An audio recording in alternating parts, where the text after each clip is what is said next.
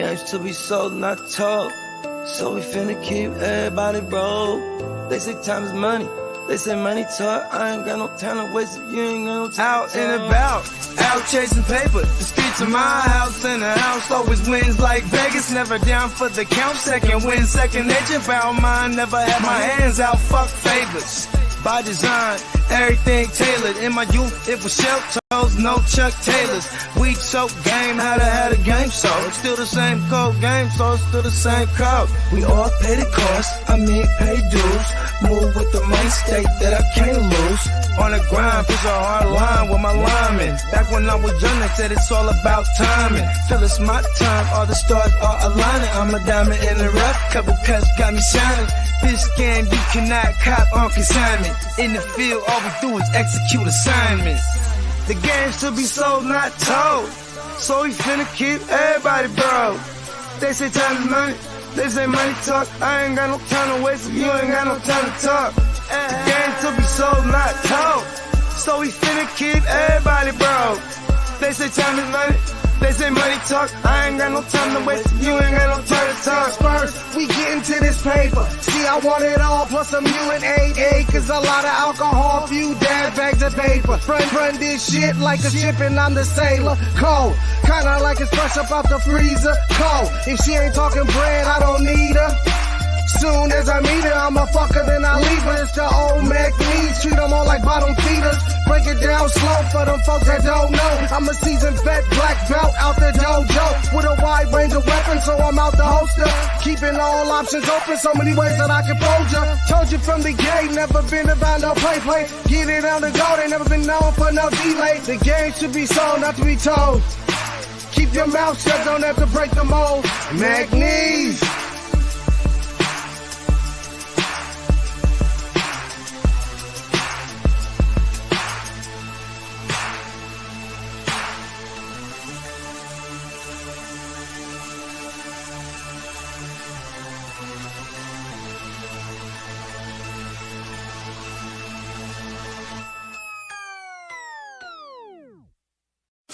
Break the work down, it's fence to move. Push that work out, I distribute. Break the work down, it's fence to move. Push that work out, I just distribute. A young pack mover, shot to my consumer. Jumping out the foreign or I'm hopping out the Uber. Crew clocking chips opposite of you losers. Can't be broke as a joker, got no sense of humor. Just a young pack mover, shot to my consumer. Jumping out the foreign or I'm hopping out the Uber. Crew clocking chips opposite of you losers. Can't be broke as a joker, got no sense of humor.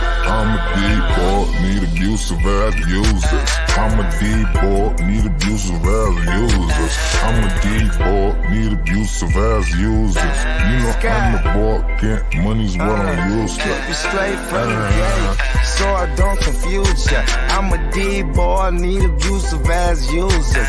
I'ma make noise, shout to my producer. I'm an entertainer, but I ain't here to amuse ya. Yeah, I fuck with shooters and they all fucking users. Come through, wake that ass up like a rooster, hella early in the morning. Early bird gets a worm. Finna get rich for 'em, food for the worms. Cutting cocaine, dropping whole things. It's a cold game, make you run your gold chain. Hungry, but I'm moving in a keto state. For sure, I beat the price on the keys in your state. Catch me running up a tail, fucking up a bag. Make me wonder how long will a good thing last. On my Curtis Mayfield, live a life I can't chill. Push a man, pushing packs, all I do is make squeal. Keep it 100, I'm just numb, yo, I can't feel none of these suckers when they say they real. Stacking Uber cash, I'm an out-of-state supplier. Random Uber man, he a getaway drive. Just a young pack mover, shot to my consumer. Jumping out the foreign or I'm hopping out the Uber. Crew clocking chips opposite of you losers. Can't be broke as a joker, got no sense of humor. Just a young pack mover, shot to my consumer. Jumping out. What is up? It's Tuesday. It's the Dynasty Show. Yeah, buddy. In the building. What's up, Hammer? Ain't shit, man. I was having a conversation with Bagala to kick this bad boy off today. I was having a conversation with Bagala earlier on today, and I realized something that I was disappointed watching Monday Night Football last night because I have no teams in the fantasy playoffs. The Packers stink, and they lose to teams they shouldn't be losing to. My parlay missed by one leg. I had 4 out of 5 legs hit on the parlay. So it was just, I just sat in front of my TV, just disinterested in a Monday Night Football in the middle of December. Like, what has my life come to? But listen, I love football, so obviously I watched it, but it's just, I won't play another meaningful fantasy game for 8 months. I realize that, and that's depressing. Yeah, But I'm here. I had some implications last night in a couple leagues, and we'll talk about that in a minute. But it is Tuesday, so it is a Dynasty show. And tonight we are going to be talking about, we're going to be looking in Keep Trade Cut, and we're just going to take a look at the rankings they have there, and we're just going to talk about it. All right, how can we use some of that? Maybe how can we exploit some of that? You know, what is the community thinking about some of these guys? What are we thinking about some of these guys? Maybe there's some moves to make in your league, some guys to go after. So we'll go over all of that. But of course, you know, first part due of the show, we are choking it up. We are answering questions and just kind of rolling through here. So what is good to everybody in the chat? Philip, first one in. Appreciate you, Philip. Guys, make sure you're throwing stars on Facebook. Kev, what up, Kev? Dynasty Show, you got it. Marty, what up, Marty? What's good? Repping Marty? His hood. I love it. Yep, Philip is over on Twitch as well. Kev said he's got 4 teams in the playoffs still. Ooh. Survive and advance. Yeah, I've got quite a few teams in the playoffs still too. I wouldn't know what that'd be like, Kev. I don't know. I aspire to that level. Daniel in the building. What up, Daniel? But yeah, I mean, last night I had a league. I was up by I was up by like 7 points, and I had DK Metcalf, and they had AJ Brown. Mm-hmm. And it literally came down to the last drive where I was down by like 1 point, 2 points. And then that last drive, like DK had a couple catches and put me in front. So luckily I was able to come away with the dub there. And then in the subscriber league, I wound up sneaking away and winning by like 15 or something like that. So I've got a few teams that had buys. So we'll see what happens this week coming up. We've got ships to play for. It's one more game. One more game, and I've got no chase, which sucks. Yeah, that does suck. T. Higgins coming out of nowhere and doing work for people. Jesus, he was probably on a bunch of benches too. We didn't know that Chase was going to wind up getting hurt, and he kind of did that damage. Did that damage afterwards. So it's rough. I had T. Higgins on the bench in one league. That's just because I have like a ton of great other options. Like I had Mike Evans, I had like Amari Cooper who played really well, I had CeeDee Lamb, so I just couldn't really. I didn't want to take the chance of trying to throw him in. And this is a more shallow kind of league, but didn't really matter. Kev said, "Real talk, what to do with Bijan and/or Brees shares if you are a contender? Can't survive off points, and the value is still high." I think it all just depends on what you can get from him, right? I mean, you know how we feel about running backs and the value, especially in those high-end running backs, right? I mean, they're healthy right now. So you have an opportunity to capitalize on the value that they hold at the moment, whether, contending or not. But, what else do you need on your team? I mean, listen, you can always buy back into running backs or buy other running backs, cheaper running backs, like when that time is. But if there's a chance for you to buy a Jamar Chase right now, a Justin Jefferson, like a CD, if there's a chance to buy any kind of top 10-ish like dynasty wide receiver, I mean, I'd be looking to do that immediately, if you can. Also, of course, depends on the format. But what do you think, Hammer?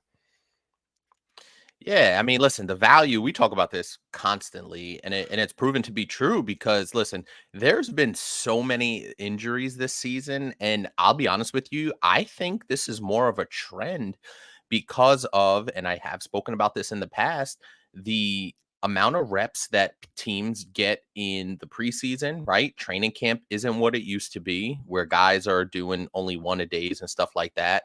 So with the new collective bargaining agreement and the amount of reps these guys are getting before the season starts, these injuries, now listen, injuries are going to happen because it's football, but the amount of staggering injuries that we've had, it's like it's an alarming number of injuries to key guys.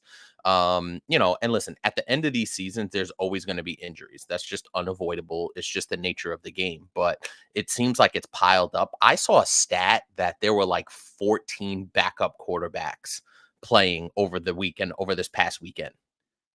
Like undrafted guys that third string quarterbacks are playing. You know, it's absolutely brutal what's happening.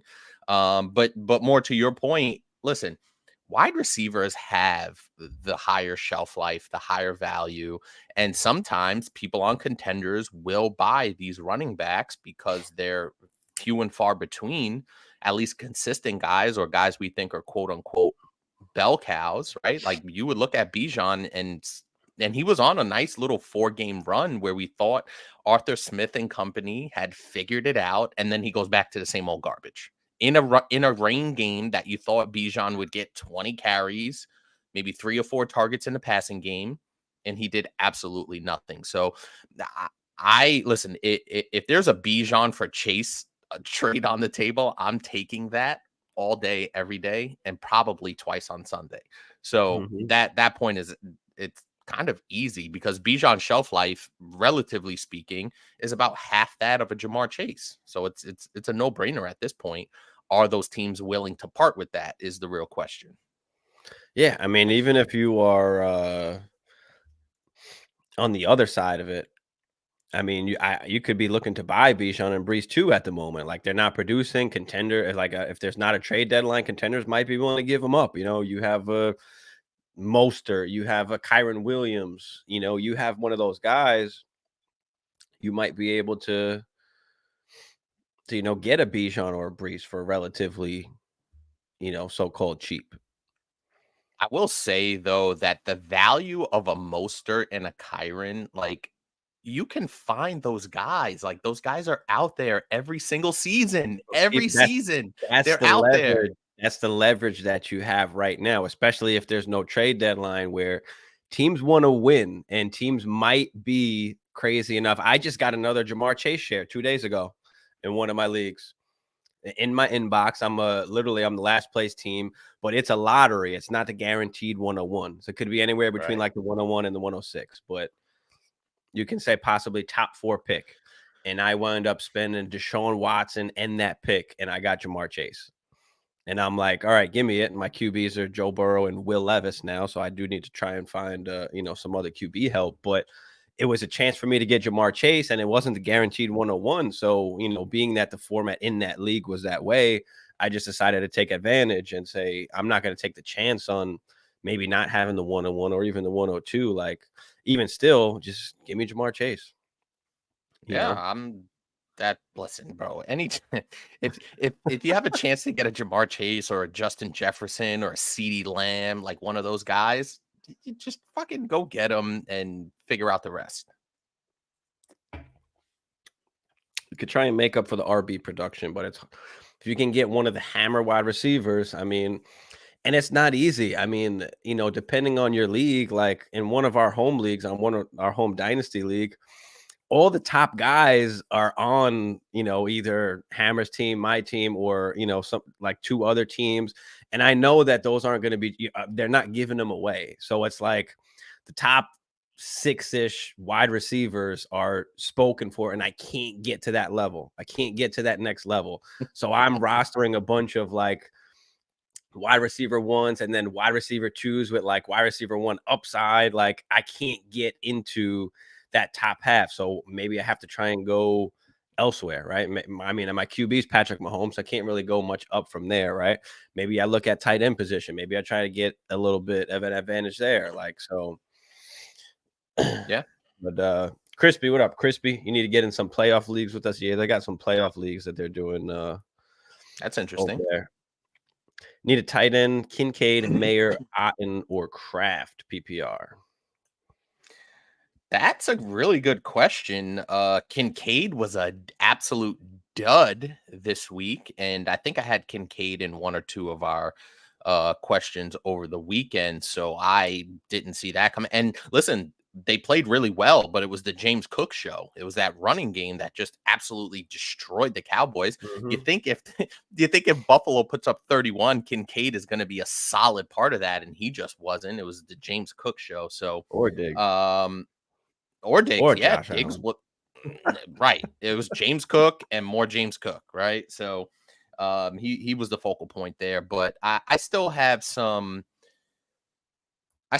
faith in Kincaid just because of that offense they're playing in. They have a premium matchup on Saturday night against what's left of the Los Angeles Chargers. Okay, so I'm still gonna roll with Kincaid just because he's in the best offense here. I will say Tucker Kraft, a very, very interesting option. I believe he has 2 touchdowns in his last 2 games. He did catch a touchdown over the weekend against Tampa Bay. Michael Mayer's been coming on a little bit. I believe he had a touchdown last week as well in that destruction of a game that actually got Brandon Staley fired. So those are some really good options. I'll still roll with Kincaid, but you do have some decent options. Mayer's played well. I don't want to chase the points with some of these guys. I know Kincaid is in a really good offense. They're playing in LA, so weather's not going to be a factor. Give me Dalton Kincaid to bounce back. Yeah, I think I'm still going to roll with Kincaid as well.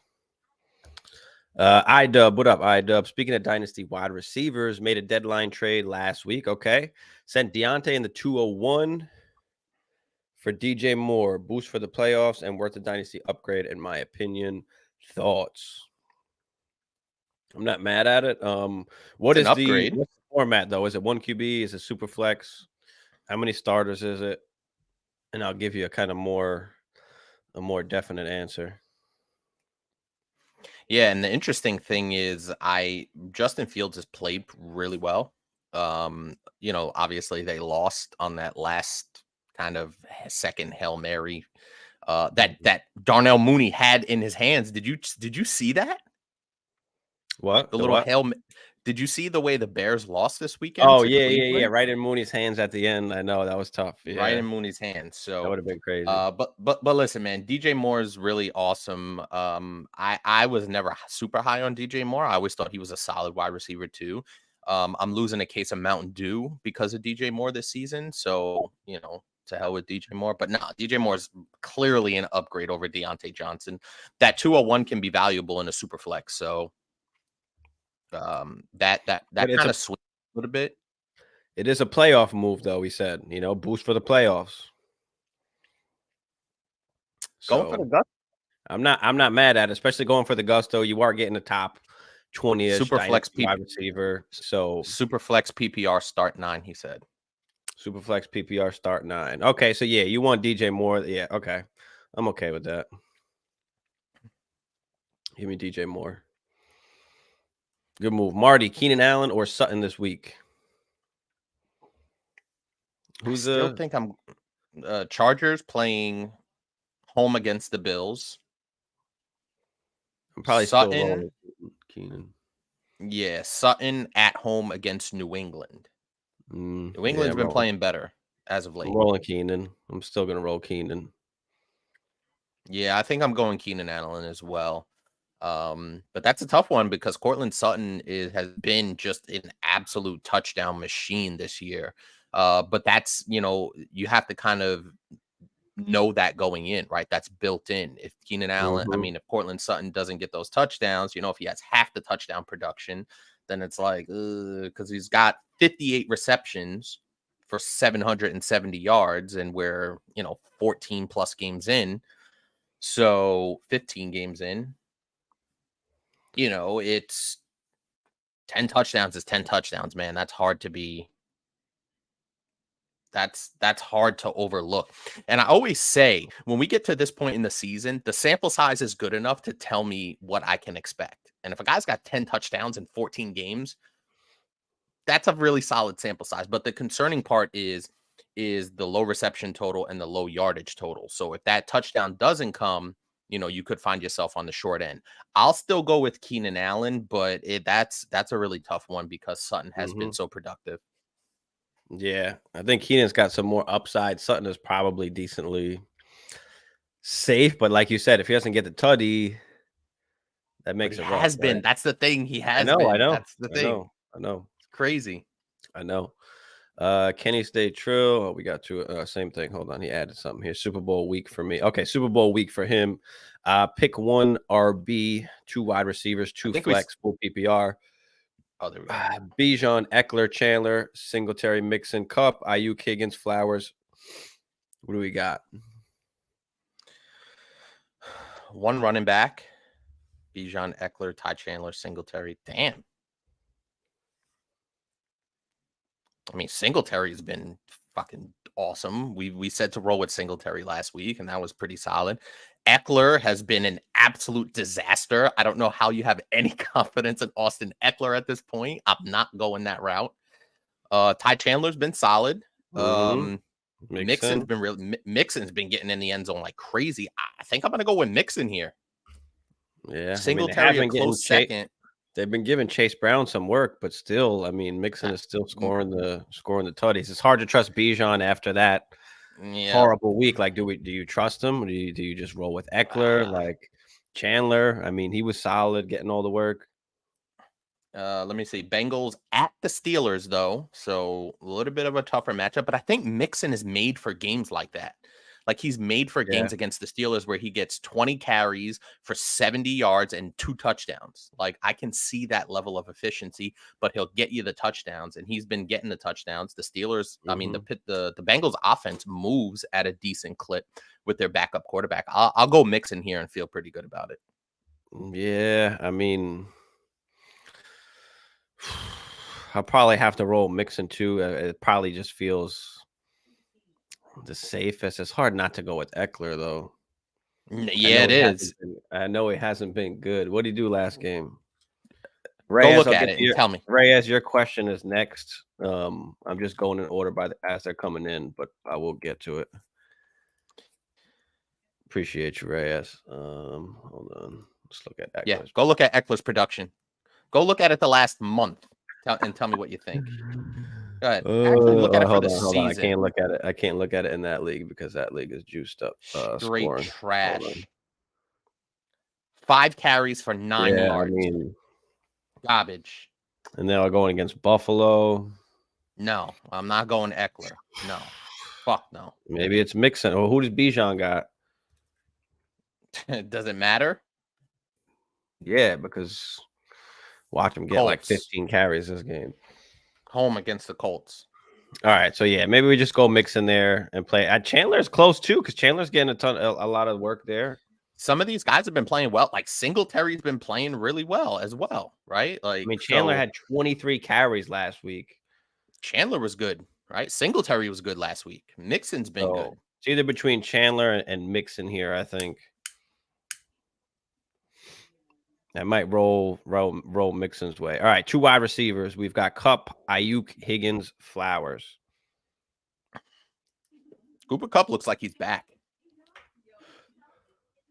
And I said this last week where I read one of the sports doctors, and they said that Cooper Kupp's production was going to dip for a little while because he was coming off, I believe it was a low ankle injury, and they said his production was going to dip for a couple of weeks, and that's exactly what happened.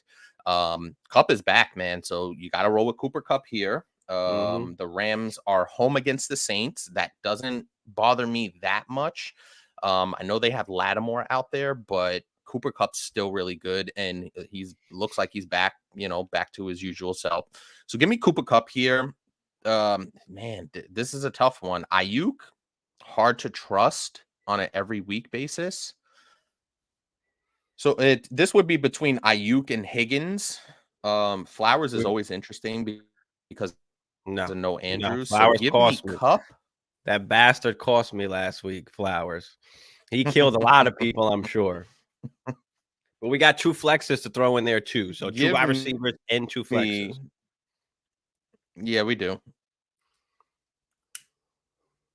Okay, yeah. So I would roll with Kupp, Ayuk, and Higgins. I agree. And as my 2 wide receivers and a flex. And then for my additional flex, you could roll with Bijan or Singletary. Even Ty Chandler, like that's a tough one.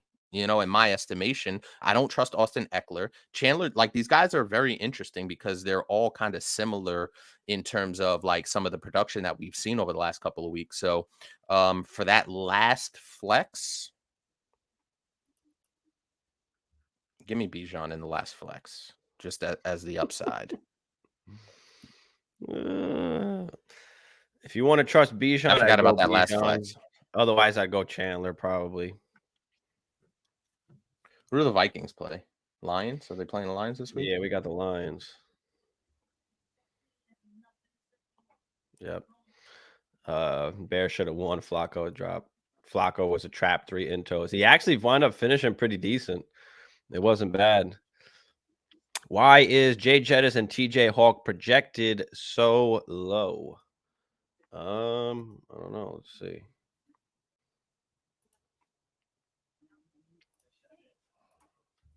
I wouldn't worry too much about the projections. I mean, I wouldn't worry about that either. If you got Justin Jefferson, he's playing. Who's TJ Hawk? TJ Hawk? Maybe Hawk. Boy, big cock Hawk. Yeah, I mean, listen, Nick Mullins was no. Could just be the quarterback situation. It's not Kirk, so automatically they're just going to lower the numbers. But I wouldn't I wouldn't really worry about that too much. I mean, they're healthy. You're good to go. Yeah, I wouldn't worry about that at all. Nick Mullins threw it 33 times and had 26 completions for over 300 yards. So that offense will be if Nick Mullins is somewhere in that range, like 2 touchdowns, 2 interceptions, like I feel comfortable with that volume. Hammer wanted to say London leads NFL in contested catches. London's snagging shit. No, he was a beast. What did London do? And I said not to play London, I believe. Bogey in the building. What up, Bogey? He didn't do much, I don't think. But no, I'm just saying in general. Should we play Green Bay D or is it a trap versus the Panthers? Just ask a Packer fan himself. No, Baker Mayfield was Joe Montana out there. I couldn't really tell the difference. He was prime Tom Brady in 2007 with Randy Moss. He was Aaron Rodgers in 2012 after they won the Super Bowl 2011. So Baker Mayfield was just the best quarterback I've ever seen. How does Baker Mayfield? You know what? That question triggered me, and whoever asked that question, was it Marty? Who asked that question? Joe. Yeah. That was Joe. Yeah. My bad. Joe, you triggered me, Joe. All right. The only visiting quarterback ever in the history of Lambeau Field to have a perfect passer rating. It was Baker fucking Mayfield. What? Oh my God. I keep saying #fire Joe Barry, but that's just me. What's your other options, Joe? I'm sure there's got to be some kind of other option. But I mean, it is a Panther, so who knows? No, don't trust the Packers. Don't do it. No, I wouldn't. Eckler, Singletary, or Chuba? I'm not playing Eckler, dude. I'll play Singletary before I play Eckler at this point. Fuck that. I think Stroud is out again, they said. Singletary's been solid, man. He's not going to pass. No, the Stroud is out for a second game. Mm-hmm. Singletary's been good. You can feel confident he's going to get work, especially with Stroud out. Right. I mean, they are playing. Who are they playing? They're playing Cleveland, though. Cleveland. Okay, they played the Jets, and he still was okay. 5 yards. Bro, he's averaged better than 5 yards a carry in 5 out of his last 6 games, and he's had 30 carries, 22, 6, 8, 13, and 26 carries. Give me Devin Singletary. Bengals like running the screen with Browning, mixing a must start. Yeah, I feel that.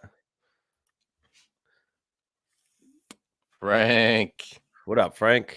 Made it to the 3rd round, best ball with no QB. CJ Burrow pick it all out. Damn, scored 175. Awesome. Emil, people lighting it up. What up, Emil? think Kyron Williams goes in the first round next year? In the first round of like dynasty startups? No.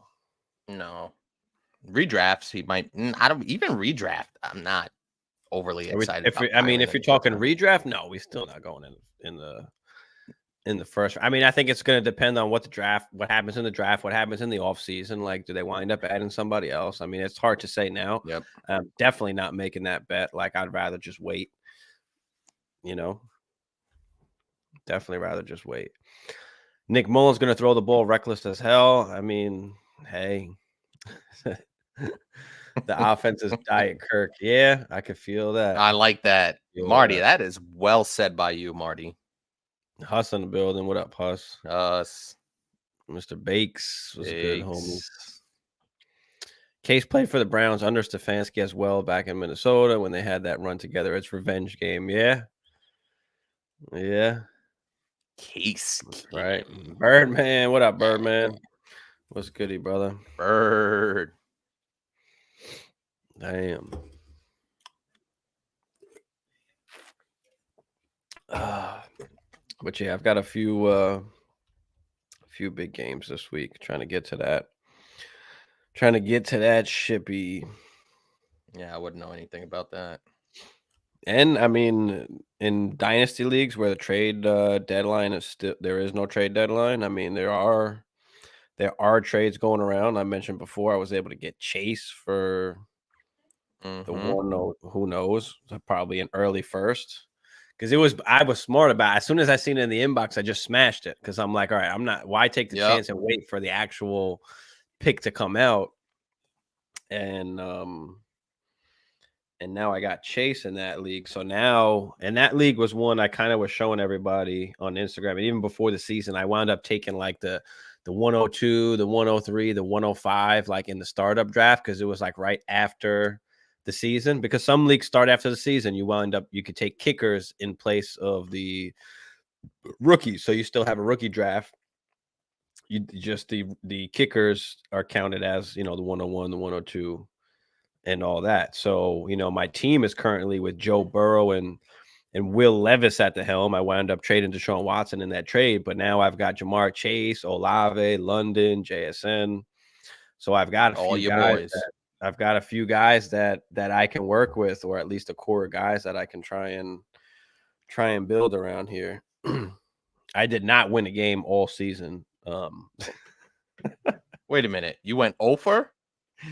Went over, yeah, because I had Deshaun Watson and Joe Burrow. Deshaun Watson went down, Joe Burrow wound up going down. I didn't have Chase at the time, so Olave was my best guy. He was up and down. Yeah. I wound up trading Jerry Jeudy and Javonte for Drake London. So I wound up grabbing Drake London afterwards because I spent to get Deshaun Watson a couple seconds or whatever. So I didn't really have to spend much of them, but I was able to in return get Chase. So, and then on my bench, I mean, I've got Tillman, Elijah Moore, Wan'Dale Robinson, Parker Washington, and some other trash can dudes. But it is what it is. Hendon Hooker activated. Maybe he will start the last game if they lock up the division. That's maybe. I did see that. We shall see. I'd like Teddy to get to start in his last career game. Yeah, that would be Teddy awesome. 2 gloves. Teddy 2 gloves. That's right.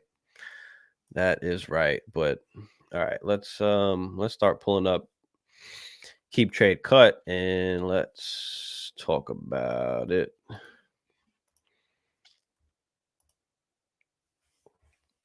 And I guess we'll start at wide receivers. Let's just take a look at Keep Trade Cut. This is basically the community, how the community feels about dynasty rankings and where some of these guys are. I mean, who's too high, who's too low. Let's take a look at what we're doing. Let's take a look at it. So we'll look at the wide receivers first here. Justin Jefferson, Jamar Chase, CD Lamb, Amon-Ra, AJ Brown. I mean, you can kind of put the 3 through 5 kind of in any order, right? I mean, by age, that automatically kind of pushes AJ Brown down, which I'm okay with, putting Amon-Ra kind of above there. I mean, how do you feel about that? And then we get into Tyreek Hill. I mean, it's hard to put him any lower, even with age, compared to what he's doing, production wise. What's wild about AJ Brown is he's only 26 and a half. It feels like he's 30. Like, I feel like he's been around for so long. And that's what happens when you get a guy and he goes to Philadelphia, right? And he plays in a ton of playoff games. He plays in a ton of these big, marquee games. It feels like he's been around for a lot longer. So I think you're pretty spot on with your analysis of the top 5 per se. I think I'd have AJ Brown a little bit higher than Amon-Ra, but they're interchangeable. They're interchangeable in my estimation. To be honest, I really think it's the top 3, and then it's those secondary guys after that. Yeah, I think CeeDee Lamb has proven he belongs in that Jamar Chase, Justin Jefferson, in that tier with those guys. So I think you move CeeDee Lamb kind of in that, because it was always JJ and Chase for the most part, like that were separated. I think CeeDee Lamb belongs in there. And it was interesting because CeeDee Lamb got off to a bit of a slow start. If you remember early in the season, we're like, what the hell is going on with CeeDee Lamb? Is he good? What's going on with Dak? Blah, blah, blah. And then CeeDee Lamb just put on the burners. Him and Dak started clicking. Dak got in the MVP race, and obviously CeeDee Lamb was a huge beneficiary of that production. So yeah, I'm pretty comfortable with that, with those top 5. And then obviously if Cheetah was 3 years younger, he'd be in that range as well. For sure.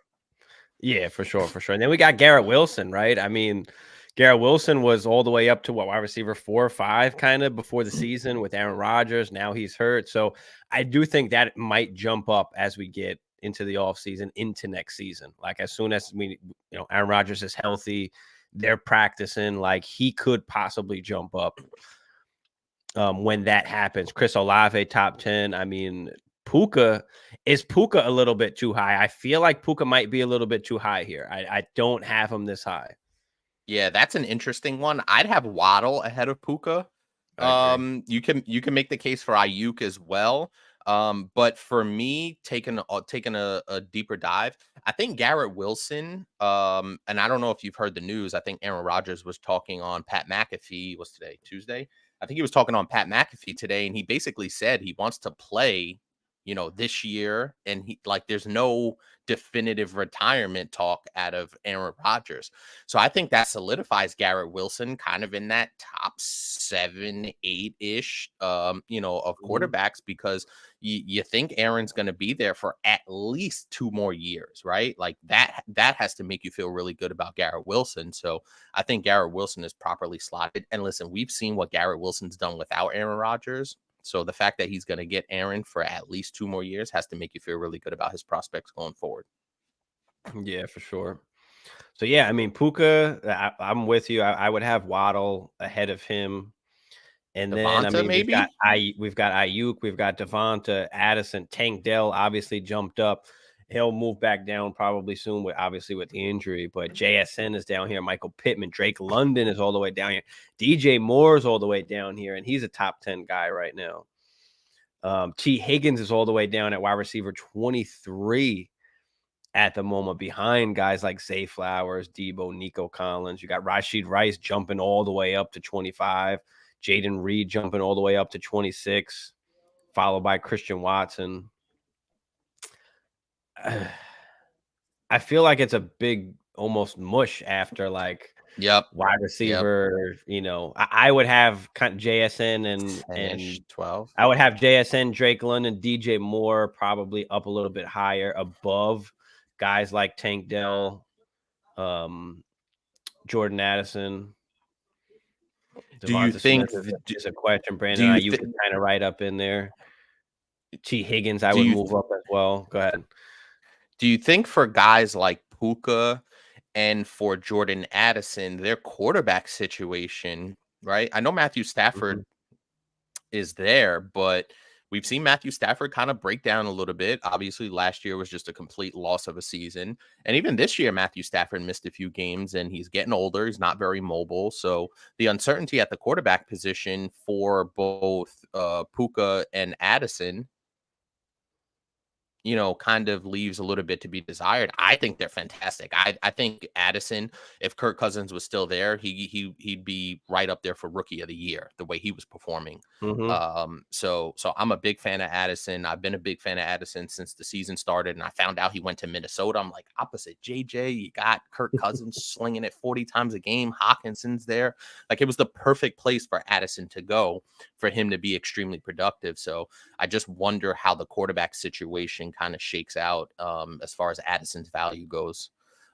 Well, that's my thing. It's like, after kind of like the top maybe 12, 13-ish, it's kind of just they're all almost the same, but they're differently ranked and differently thought of in the community. Like, really, how much of a difference is it between a T. Higgins, who's all the way down here at 23, and Jordan Addison, Devonta Smith, Drake? Like, what is the difference? They're almost 12 spots apart, but is there really that much of a difference? Do you think that is somewhere maybe that we can take advantage of in the community, and just because all those guys are in the same tier, right? They're all going to pretty much do the same. So can I move down or moved up based on what the community feels, and kind of take advantage and pick up some assets at the same time? Can I move off of Tank Dell for I mean, it might be hard after T. Higgins' last game that he just had, but people hate DK Metcalf for some reason. I mean, can I get DK in the second? Like, just depending on how people are viewing these wide receivers right now. I mean, Puka, wide receiver 9. I mean, it's the perfect opportunity for you to come off at the high cost at where he's valued right now. Yeah, I know. So we think a little bit differently, just in terms of, I like having guys on my team that I know are young and going to produce. But when you look ahead, especially if you're in Dynasty, when you look ahead to all the other factors that are involved, right? You have to kind of get out of that redraft mode for a little while and look ahead, right? What's the quarterback situation? What's the contract situation? Is the same coaching staff going to be in place, right? Is the coaching staff on the hot seat? All those different factors come into play. So that's where you kind of have to take a step back, look at their overall value right now, and see if you could take advantage of that value and get yourself a guy, like you said, like a DK Metcalf plus something for a Puka, especially if people are not sour per se on a guy like DK Metcalf, but they're just indifferent about a guy like DK Metcalf. Like, he can be easily attained in a lot of situations. Yep. And then also look at your league. Is this how your league sees it? Are they valuing these guys this particular way? I had somebody send a trade in my inbox and send me a screenshot of what the trade was in Keep Trade Cut to show that it was a fair trade. And I'm like, I don't value it the same. And so I sent something back that fit kind of what he sent me, but I sent like a bunch of shit that just equaled up to, like, it made sense on Keep Trade Cut for him. And I sent it back, boom, sent them the screenshot. Oh, well, this is fair. Why not do this? Oh, I don't want to break it down into that many pieces. And, but I tried to use the same thing back at him. But I mean, the goal almost, of course, all the time is we want to get into the top 5, top 6, top 10-ish, you want to say, right? What is the best way for me to get there? And what does my league value? If my league is valuing Puka at wide receiver 9, what else do I have to give up on top of Puka to go get, Garrett Wilson, AJ Brown, Amon-Ra, CD, Jamar Chase, Justin Jefferson? You know what I mean?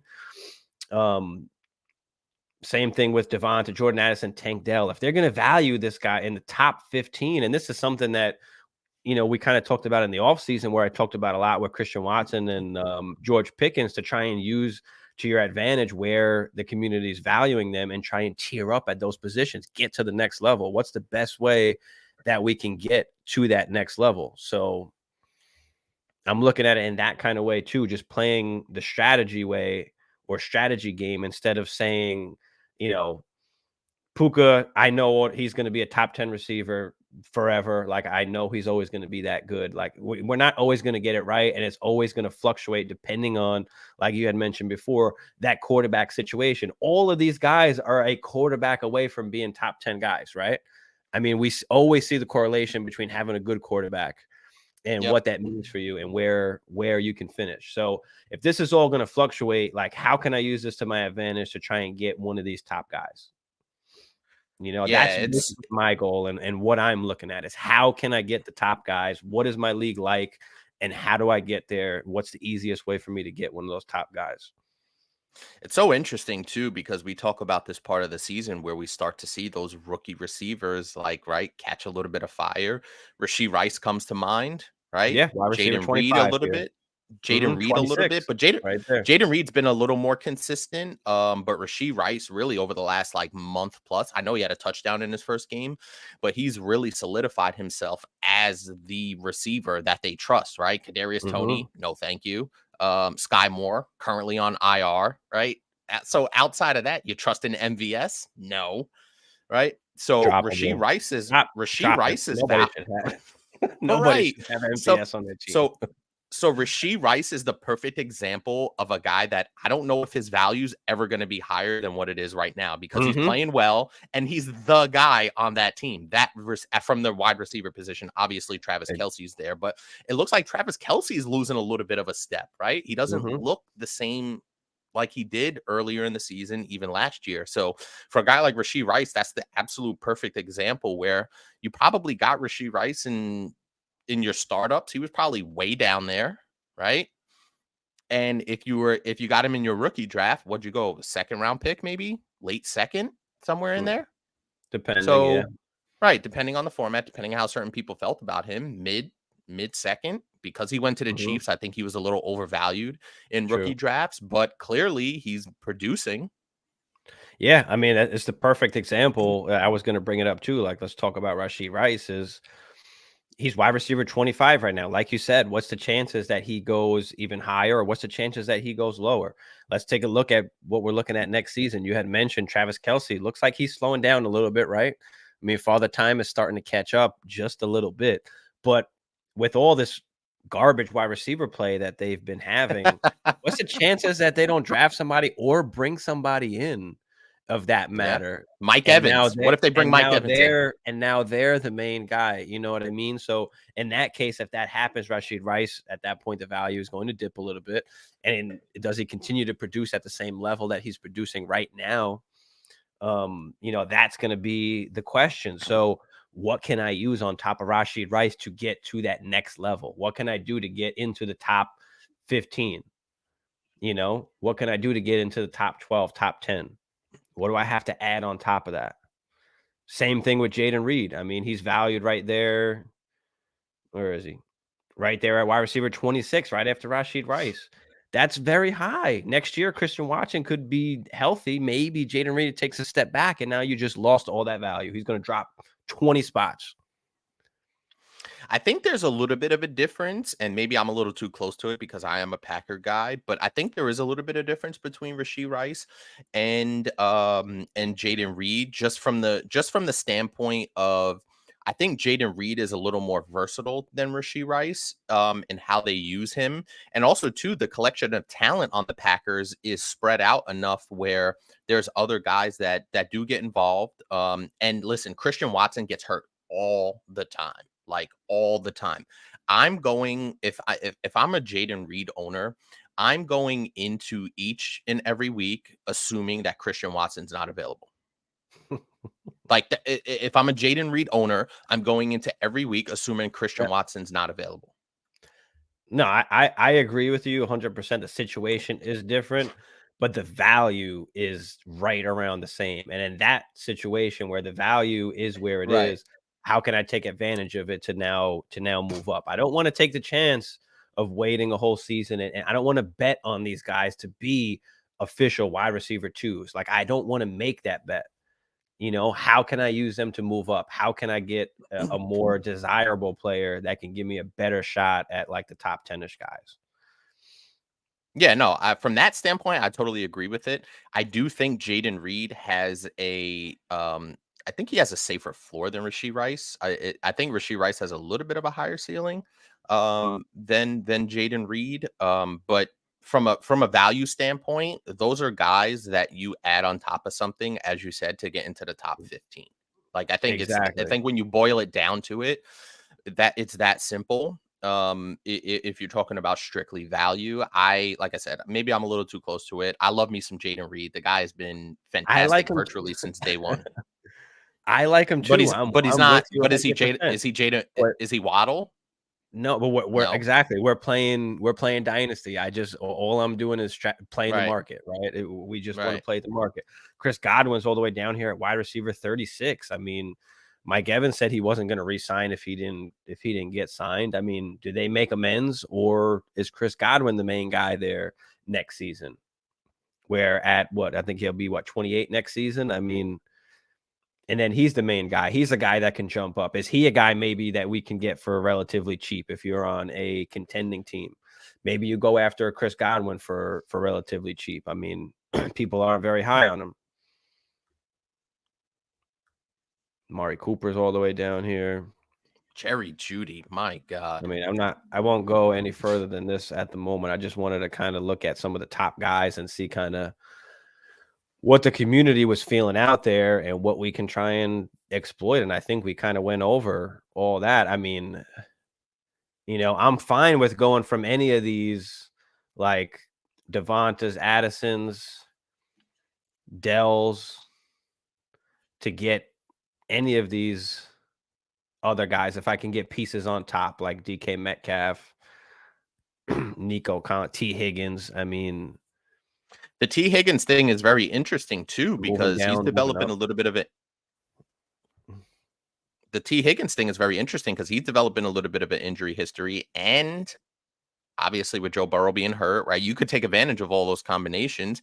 Now, T. Higgins' contract situation is something that we haven't talked about in this particular scenario. Does T. Higgins' contract situation become a factor? Is he going to re-sign with the Bengals? Is he going to go take wide receiver 1 money somewhere else, right? That's also something you have to take a look at. So it'll be interesting in his scenario to see what T. Higgins decides to do.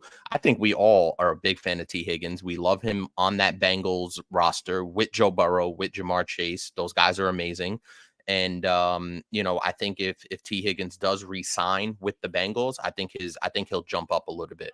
To be honest with you, where's T. Higgins at? Sure, he's at 23. So I mean, right. No, but even if he goes somewhere else, if he goes somewhere juicy like the Chiefs or the Bills, like it's gonna jump up. Chiefs, yeah, obviously the Chiefs are the Bills. And but what if he goes to? What if he goes to one of these teams where it's like Carolina? Right. What if he takes wide receiver 1 money in Carolina? Exactly. How do you feel about it then? I mean, he's going to be wide receiver 1. I understand. Do I feel great about a great offense? No, but he has his chance to shine, and maybe we see the best of Bryce Young, who actually has been a very accurate quarterback.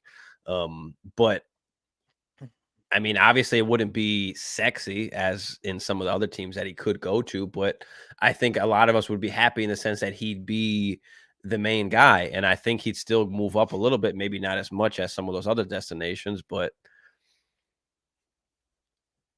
yeah, I mean, yeah, it's I mean, listen, there's multiple ways that you can kind of break that down, right? You go to Carolina, it's not sexy, but listen, when AJ Brown went to Philadelphia, right, he was playing with a Jalen Hurts that we weren't exactly sold on, and how'd that work out, right? Stephon Diggs went to Buffalo to Josh Allen that we weren't exactly sold on at the time, if you remember, and that worked out. So there's always these situations where they get. Now, do I think T. Higgins is Diggs and AJ Brown? No, I do not. But T. Higgins is pretty awesome. So it'll be really interesting. I'm really intrigued to see, how the T. Higgins situation shakes out. Jackson, what up, Jackson? What are the odds of winning? You're playing against Tua, CMC, ETN, Moore, Waddle, Ingram, and Rice. I have Kyler, Cook, Jones, Adams, Pittman, McBride, and Keenan if they play. Kyler, Cook, Jones, Adams, Pittman, McBride. Pittman, I don't know if he's going to play. McBride's a little banged up. Keenan, same thing. Waddle. I mean, listen, anything can happen in any week. I mean, we're in the playoffs any given now, week, so, right? I mean, I'm sure Sleeper or ESPN or whatever platform you're using is giving you an actual percentage chance of whether you're going to win or lose or not. But I mean, listen, you've got some good guys that can go off. The other team's got some good guys that can go off. I mean, all we can do is try and make the best and write correct plays that we can, and then whatever happens from there. Listen, Jackson, I played a couple of years ago. I had Patrick Mahomes when he was a rookie, right? Or his second year, but his first official year playing. I had the best team in that league, by far the best team in that league. And I had Patrick Mahomes. I forgot the rest of that team, but I was clearly the best team. And I played against my cousin, Steve's brother, and he was, I think, 7-7, barely made it in the skin of his teeth, and played me in the championship. And he played Ben Roethlisberger, Antonio Brown, and Juju Smith-Schuster all in that game, and I lost the championship game. So it just goes to show you that anything can happen on any given week. I think I was like 10-4 or something like that, or 11-3. And he was like 7-7 or some nonsense like that. So anything can happen on any given week. As Steve said, you got to play the guys that you think give you the best chance to win, and let the chips fall where they may. Mm-hmm. Song, what up, Song? Based on a performance, who's your top 3 rookie wide receivers? Clearly, Puka's up there. You right there, Chief? Yeah, my bad. Whew. I mean, if you're going to talk about just based on production, based on actual like performance and production, I mean, it's got to be Puka, right? It's got to be Addison, right? Addison's number 2 for me. And then you can throw Zay Flowers in there. Who? Richie Rice, Zay Flowers, Jaden Reed. Those 3 guys kind of fit into similar production wise for me anyway. So Puka's clearly number 1.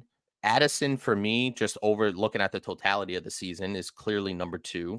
And then you could throw any combination of Zay Flowers, Rashee Rice, and Jaden Reed as your number 3 guy. Any one of those 3 could slot in there, and you can make that case. For sure.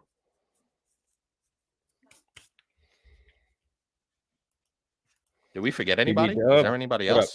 What up, PB Dubs? Any other rookie? I mean JSN, but I mean if we're talking about actual like production on their, their over the course of the season, JSN's not up there. Yeah. Sick fucking catch though, to end that game. Yeah, my boy. T way too low. Yeah, I feel you, Marty. I feel you. But yeah, guys, like the stream. Appreciate you, PB Dubs. Throw a like in there. Subscribe if you're new. Tell us what you're thinking. What do you guys think about the wide receiver rankings on Keep Trade Cut? I mean, are you agreeing with some of the things that we are kind of saying here?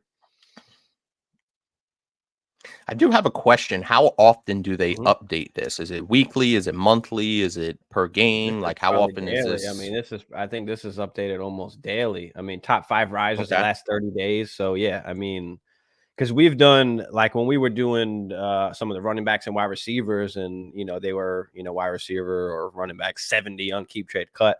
When I actually like edited and cut up the video, and by the time I posted it, because I tried to get the cutout of the Keep Trade Cut to put it on there, and it actually moved a couple spots. Like it wasn't exactly the same. So Emil said Chiefs will bring in T. Higgins. That'd be nice. Yeah, that'd be. And then what does that do? Fantastic. What does that do to Rashee Rice at that point? That might push him down a little bit. Can he still do what he's doing? Possibly, but maybe not to the same extent. Do you think he can still do the exact same thing if they got a T. Higgins? Probably not, but I still think I do like the way they, get him the ball, like you said, especially early on in the season when he wasn't playing a ton of snaps.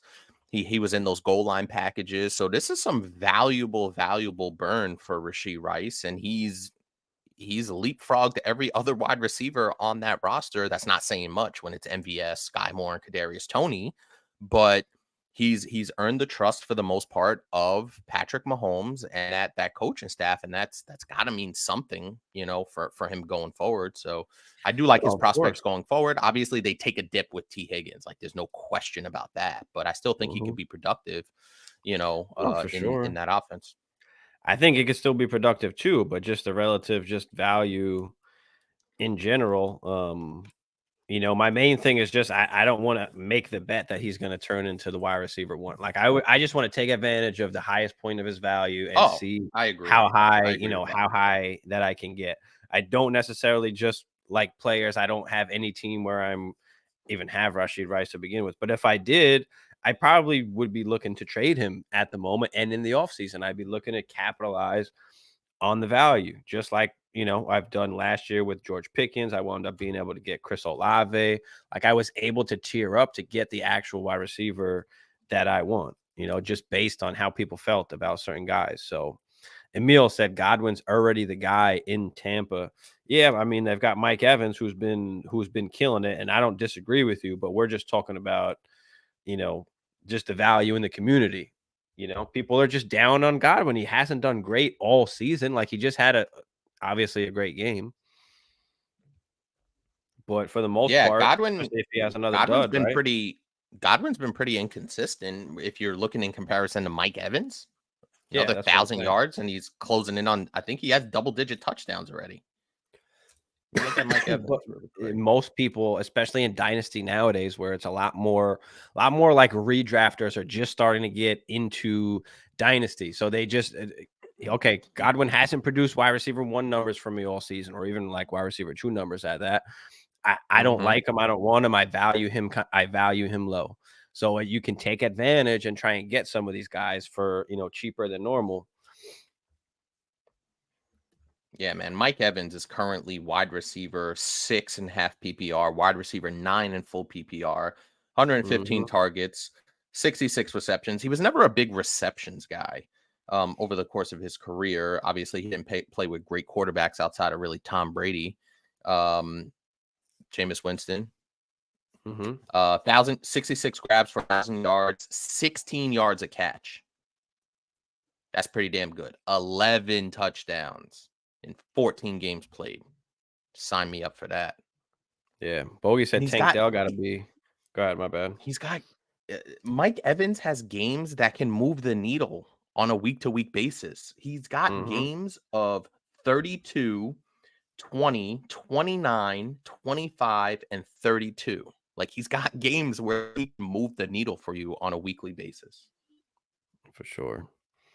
Bogey said Tank Dell got to be in that conversation. Yeah, Tank Dell is one of those guys in that conversation. Listen, Tank Dell. Yeah, that's actually a good point. And let's talk about that for a second, actually, too. Tank Dell and Puka Nacua, right? 2 guys that I don't want to say came out of nowhere, but guys exceeded that expectations.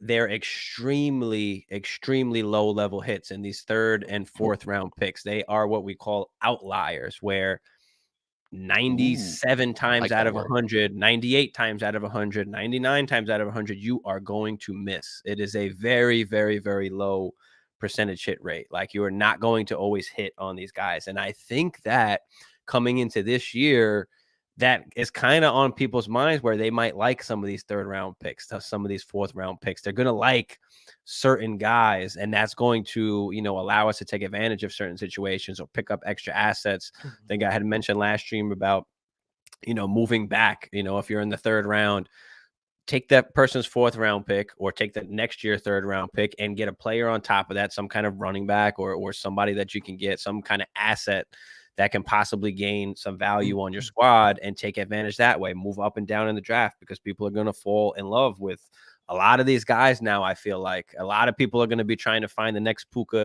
and the next Tank Dell. I mean, no, we haven't seen a guy Tank Dell size be really successful basically in the NFL as like a wide receiver 1 or even a wide receiver 2. And it just goes to show you why. And he's just not big enough. He got trampled,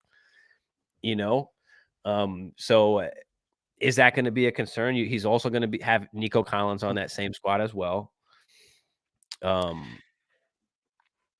He's just one of those guys that, again, take advantage at the moment of the value and try and move up. I will say this. I think obviously you're right about the hit percentage and the outliers. Totally agree. However, I will say with the NFL moving the way it's moving, I think that percentage is going to go up. I don't know if it's going to go up significantly enough, but I think it will continue. We'll still see a trend of these guys like the Jaden Reeds, like the Tank Oh, Dells, for sure. like the Pukas, where it's a passing league, dude, where guys are gonna come out and we're not gonna expect, like, listen, JSN, Quentin Johnston. I think Quentin Johnston probably a little overvalued, but fine. Zay Flowers, really good pickup, right?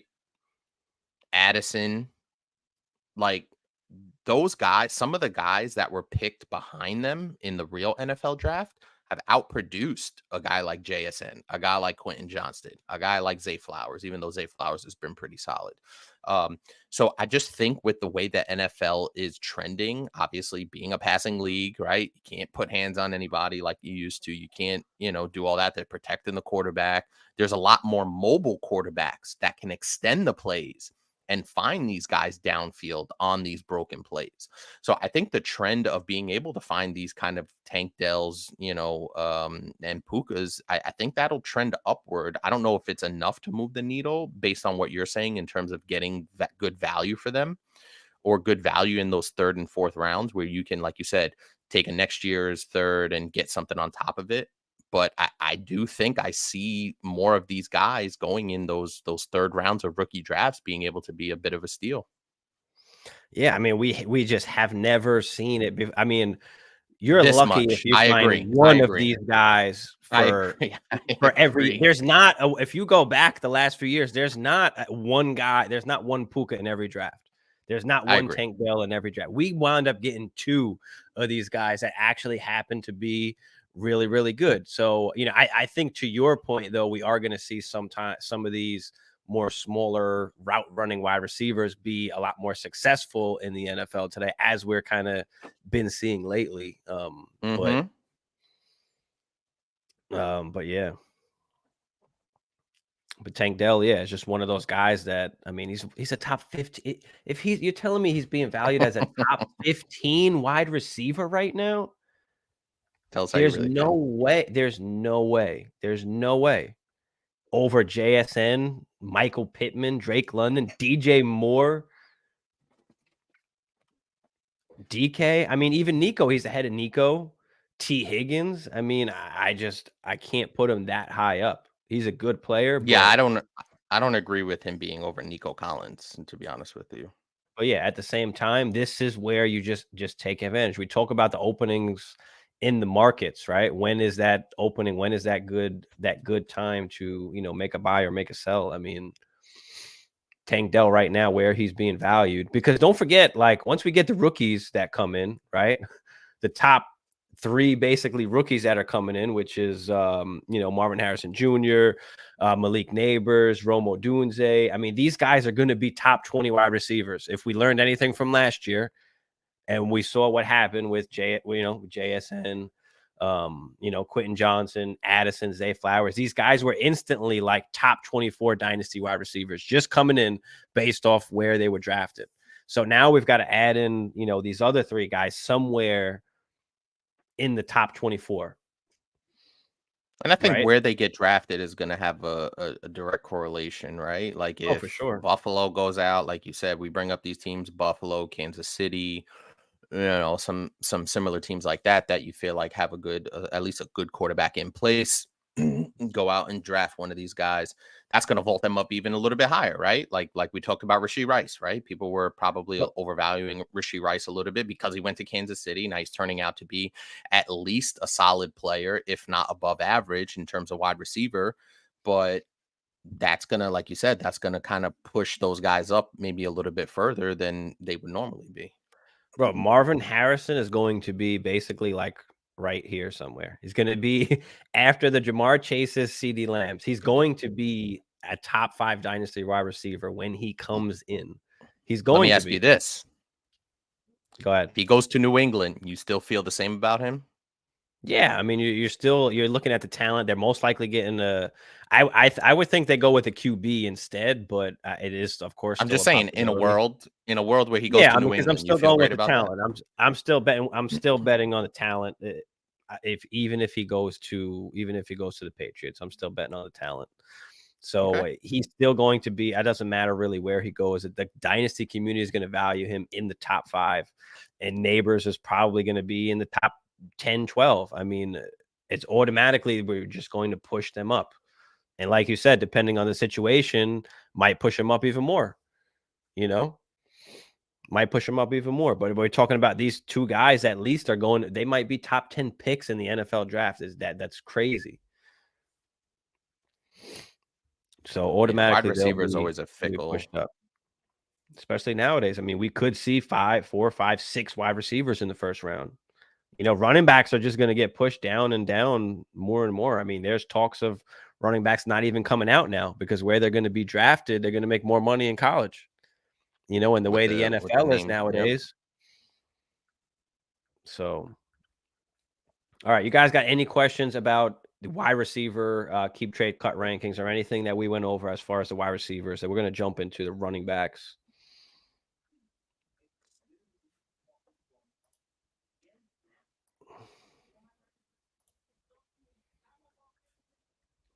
Bijan's still up there as the numero uno. Let's do this together. I guess Kyler Murray, Brandon Ayuk, Brock Purdy keep trade cut.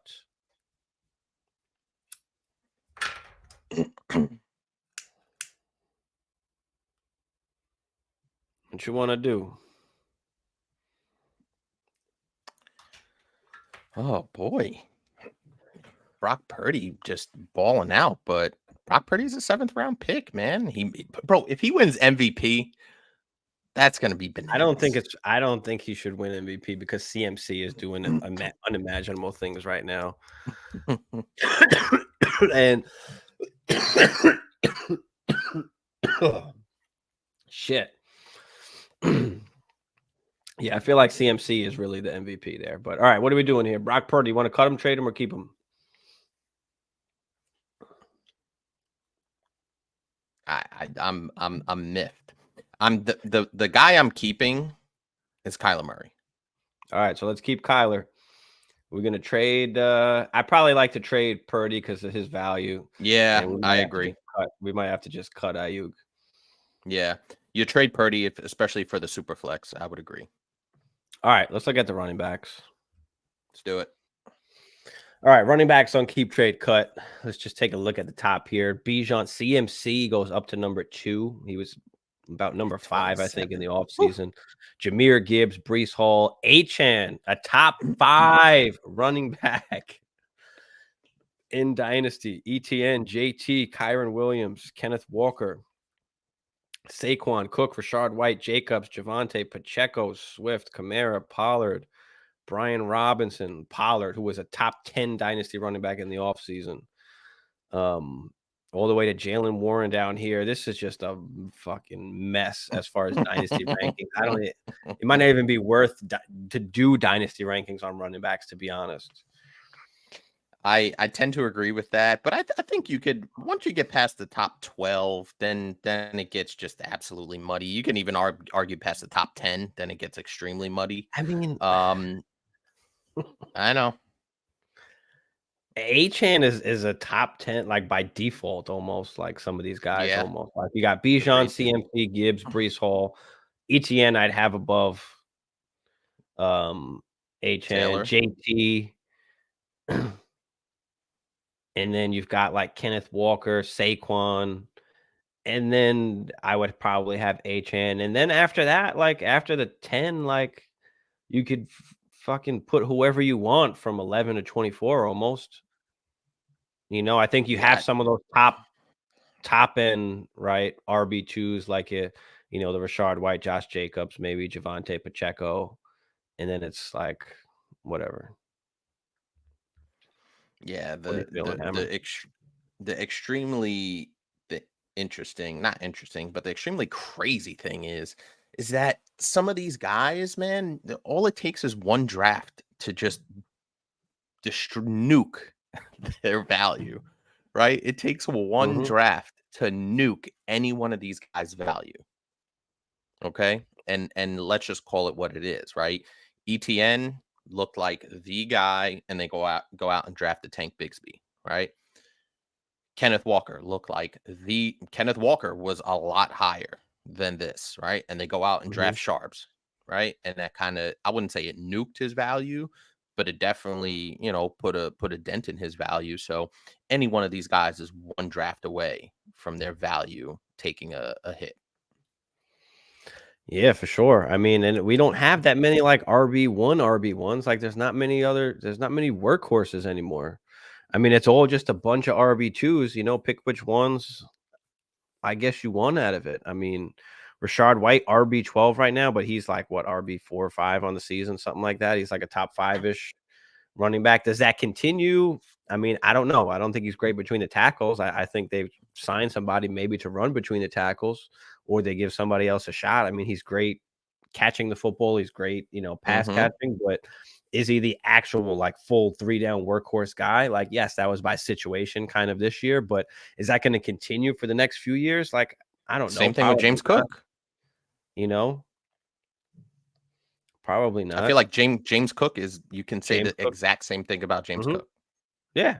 Same thing for James Cook. I mean, Jacobs obviously took a hit, and we said to sell Jacobs last year. I mean, you had to after that huge season. Javante's up here, Pacheco. You got some of the older guys, right? Kamara. I mean, Pollard. I mean, B-Rob still down here at RB19. He's been having a good season. Spears is going to wind up moving up because we don't know what's happening with Henry, right? Charbonnet, Monty Stevenson's all the way down here. Joe Mixon. I mean, the one guy I really feel for, especially today during this show, is Keaton Mitchell. That was absolutely brutal, dude. Like I really feel bad because it looked like he was picking up some steam and he was going to have a really, really valuable role with that team. And his value, I feel like his value could have been the highest to jump because they're obviously Baltimore's going to make a playoff run. They can make a deep playoff run. And if Keaton Mitchell was a big part of it, making those explosive plays, the dude is averaging like 8 yards a carry. 8 yards a carry. Now, I know it's not crazy volume, but the explosiveness and his ability to change a game with one touch, like I felt like he had the most opportunity to jump going down the stretch in these particular rankings. Yeah, I mean, you're going to put Achane up this high. You're going to put Kyron up this high. I mean, I'm moving off of all these guys. James Cook, Rashard White, like ASAP, like you need to move off of these guys if you want to get the value for him. And when you're looking at it from like a startup draft point of view, I mean, I'm letting everybody draft all of these running backs, and I'm stacking up my wide receivers, my quarterbacks, and I'm waiting until I get down here to the RB 25-ish ranges, and I'll take, the Monties, the fucking Mixins, to round out my roster at the end. Like, I mean, the price is just too high for those guys. And I will say this, I'm concerned about Christian McCaffrey's usage. I know he's going absolutely bananas. I'm concerned about Christian McCaffrey's usage going forward, heading into next season. I mean, does it really make sense to buy any of these guys? Achane, ETN, I mean, even JT. It depends, man. What's your situation? I'm not saying it doesn't matter in any situation, but like if you're going for it, like if you have that win now team and Jonathan Taylor is going to get you over the top, there's worlds in where people will want to go out and buy these guys to get them over the top for the next 2+ years. I mean, or can you just move down? Okay, you got a JT. Can I get Rashard White in a second?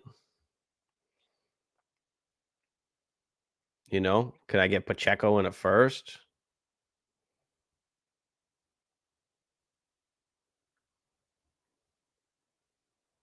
Yeah. It's I mean, moving down a little bit. The problem is, like you said, that it's such a, like, listen, Breece Hall hasn't been that good this year. Right now, obviously, that's because the Jets aren't particularly great. That quarterback situation is bad. We know Breece Hall's amazing, but god damn, dude, like Jonathan Taylor was just in a contract dispute, and he wasn't even 25 years old. Like, what does that tell you? The future of these guys are. Yeah. I mean, you've got still Saquon Henry. Barkley, I mean, it's almost just 1 year increments is what we can almost bet on, right? So I mean, Derrick Henry's all the way down here. Chubb, hopefully he comes back next season, but I mean, you got Chase Brown down here at 39. That should definitely be moved up. That will be moved up a ton by next season, probably. Yep. Like Spears is already up here, so it's a little too late. Even Chase Brown is too late. I mean, and some people were commenting on the, the running back stashes, like, oh, none of those guys. And it's like, all right, well, what do you consider a stash? Because Chase Brown, Tajay Spears, like those guys aren't stashes. They're already known. They already cost you a second round pick to go out and get some of those guys. Obviously, your format are going to matter, but yeah, you got anything else you want to say about these? I mean, the running back rankings that they've got up here. I mean, no, man, it's or maybe just how we can use some of this. I mean, other than kind of so what I said about moving down, like, is there anything else that you can think of? It's so tough because I was in a situation where I had Josh Jacobs, right, coming off that massive season and heading into a contract year. And I did trade him, but I didn't trade him until midseason, right, where he wasn't playing as well. And I didn't get maximum value because I wasn't sure I was getting maximum value in the offseason. And I think that's because people kind of looked at the tea leaves and saw, hey, that was an outlier season for him, right? Josh Jacobs was always like a mid RB2, and then all of a sudden he was high end RB1. So it's really tough. And I think the time to, like you said, the time to get off those guys is when they're having those just ridiculous RB1 type seasons that kind of came out of nowhere, right? Did we see Josh Jacobs having this season ever? No, he was always a really good running back, but was he ever going to have an RB1 type season, high end RB1? Probably not. Mm-hmm. I think what you said is the perfect way to sum up this ranking is it's a year-to-year thing with any of these guys. No matter how good you feel, it's a year-to-year thing. Christian McCaffrey included. I know how awesome he is. I think we all do. Mm-hmm. Marty said he traded Achane for a first and the 108 single QB is rough. Single QB is rough. Where's Myles Gaskin? Yeah, he's probably nowhere on here. He's probably in the 60s, 70s, 80s. Not listed. Maybe even worse. But yeah, what do you guys think about the running backs here on Keep Trade Cut?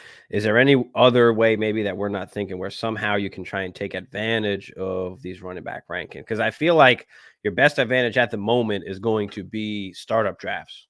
Like that's going to be your kind of best advantage to kind of sit back, wait, and not take, a lot of these guys. Take a lot of the draft picks, like when you get into like the second round picks, like instead of taking some of these other running backs, start taking some of those draft picks because those are what you can use to kind of move because it's hard. We don't know, like Hammer said before, and we talked about this a lot last year, like don't buy any running backs right now. There's no point to buy running backs unless it's a Gibbs maybe or a CMC or Bijan, like something like that where that they're kind of guaranteed in, but we don't know a lot of some of these other guys or what is going to happen. So, don't wind up wasting anything now on running backs. Like we'll go fix that once we know things after the draft, once the season's starting. Like we'll take a look at RBs at that point. But yeah, don't advise buying any running backs necessarily right now, unless they're kind of some of those stash guys that you're getting thrown in on trades.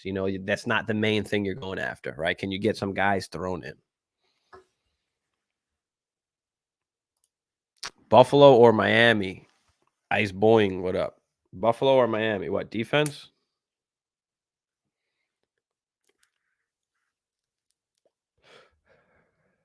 Miami's been hot. They are playing Dallas. Buffalo playing the Easton Stick-led Chargers. Yeah, in that case, I'm going Buffalo, but unless you mean something else, Ice Boeing. Or you see Boeing.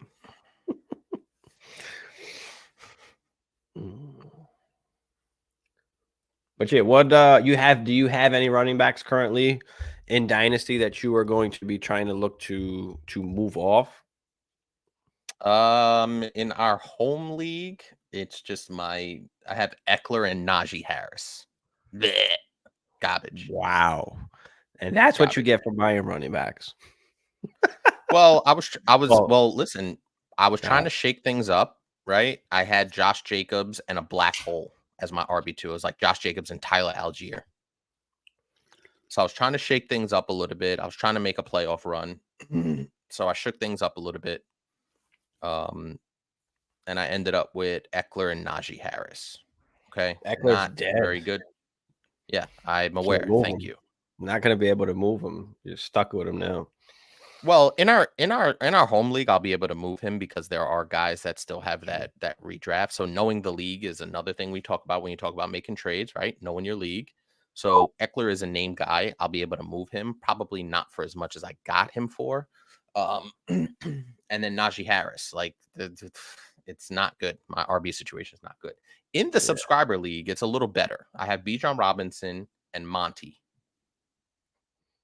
Okay. So I feel much better about that. And then I just have a bunch of backup running backs. I have Charbonnet, I have AJ Dillon, I have Tank Bigsby, I have and those are my other running backs. So I feel pretty good about that running back situation in the subscriber league, a lot more than I do our home league.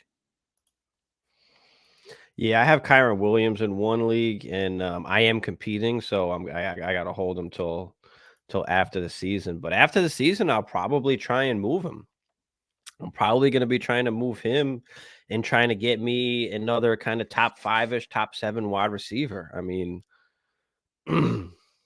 see what I can use, what on top of Kyron I can use to go and get me another hammer, you know? Mm-hmm. I like it. And I won't even have, I mean, I'll still have like a Gus Edwards. He doesn't matter much. AJ Dillon, Tyler Algier on the bench. Like, but I don't care. Like I got Chase Brown on the bench, Izzy on the bench. So again, I've got a bunch of backup guys that could turn out to be, you know, my saviors for next season because I'm on a competing team right now. My running backs were trash, but I had Kyron Williams. I had Jerome Ford. These guys were just on my bench. And they wound up now basically carrying me to the ship because I don't even need them to be doing what they're doing right now. My team is that good that it will carry my running back position no matter what. But now having these guys on top of that is just giving me that extra push. Jose, what up, Jose? He's got Lamar and CJ, Debo, Tyreek, Puka, Brown as wide receiver, White, Kyron, Henry as running back, and Kelsey Laporta. Who to start? CJ Stroud's not playing. So I think you're good at quarterback. I don't know if this would be one quarterback. So obviously you're rolling with Lamar, you're rolling with Tyreek if he plays. And what's the format? Like how many wide receivers are you starting? How many flexes? Yeah. I think between Kelsey and Laporta, are we playing Laporta over Kelsey now? Has that happened? I think it has. I don't know. Okay. Who the Chiefs playing? Kansas City plays. Well, we know the Lions play the Vikings. Vegas. I'm not. I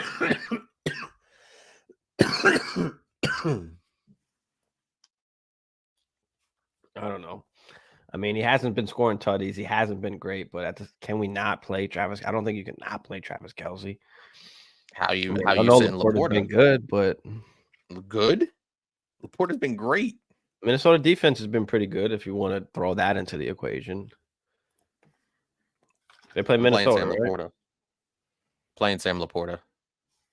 Yeah, I'll play Kelsey, but I feel you on Laporta. I mean, you can't go wrong. He's been awesome. All right, Debo, Tyreek, Puka, and Brown. I'm gonna guess it's two wide receivers and a flex. Let's just roll with that. If it's anything different, I'll hear it. 2 wide receivers, 2 running backs, 1 tight end, 1 flex. Yeah, okay. So let's pick 2 receivers between Debo, Tyreek, Puka, and Brown. Which Brown is it? Is it AJ Brown? It can't be AJ Brown, right? I don't think it's AJ Brown. Yes. Hollywood. So Hollywood's out. Okay. It's between Debo, Tyreek, and Puka. Obviously, if Tyreek is playing, you're playing him. So it becomes down to Debo and Puka. Or we just take all three, 2 wide receivers and the flex. Yeah, that's what I'm doing. Debo, that's what I'm doing. Debo, Tyreek, Puka. Then we got to pick 2 running backs between White, Kyron, and Henry. I'm playing Kyron for sure. It's got to be Kyron and White, Henry, right? Yeah, I mean, agree. they're out of it. They're out of it, right? Yep. Yeah. I don't Rashad know White if and Henry. Kyron. Yeah, I don't think we can trust Henry here. Agreed. So, yeah, I'd roll with that. Marty said Eckler he's trying to get rid of. Yep. Sit 1, Taylor, Swift, or Barkley.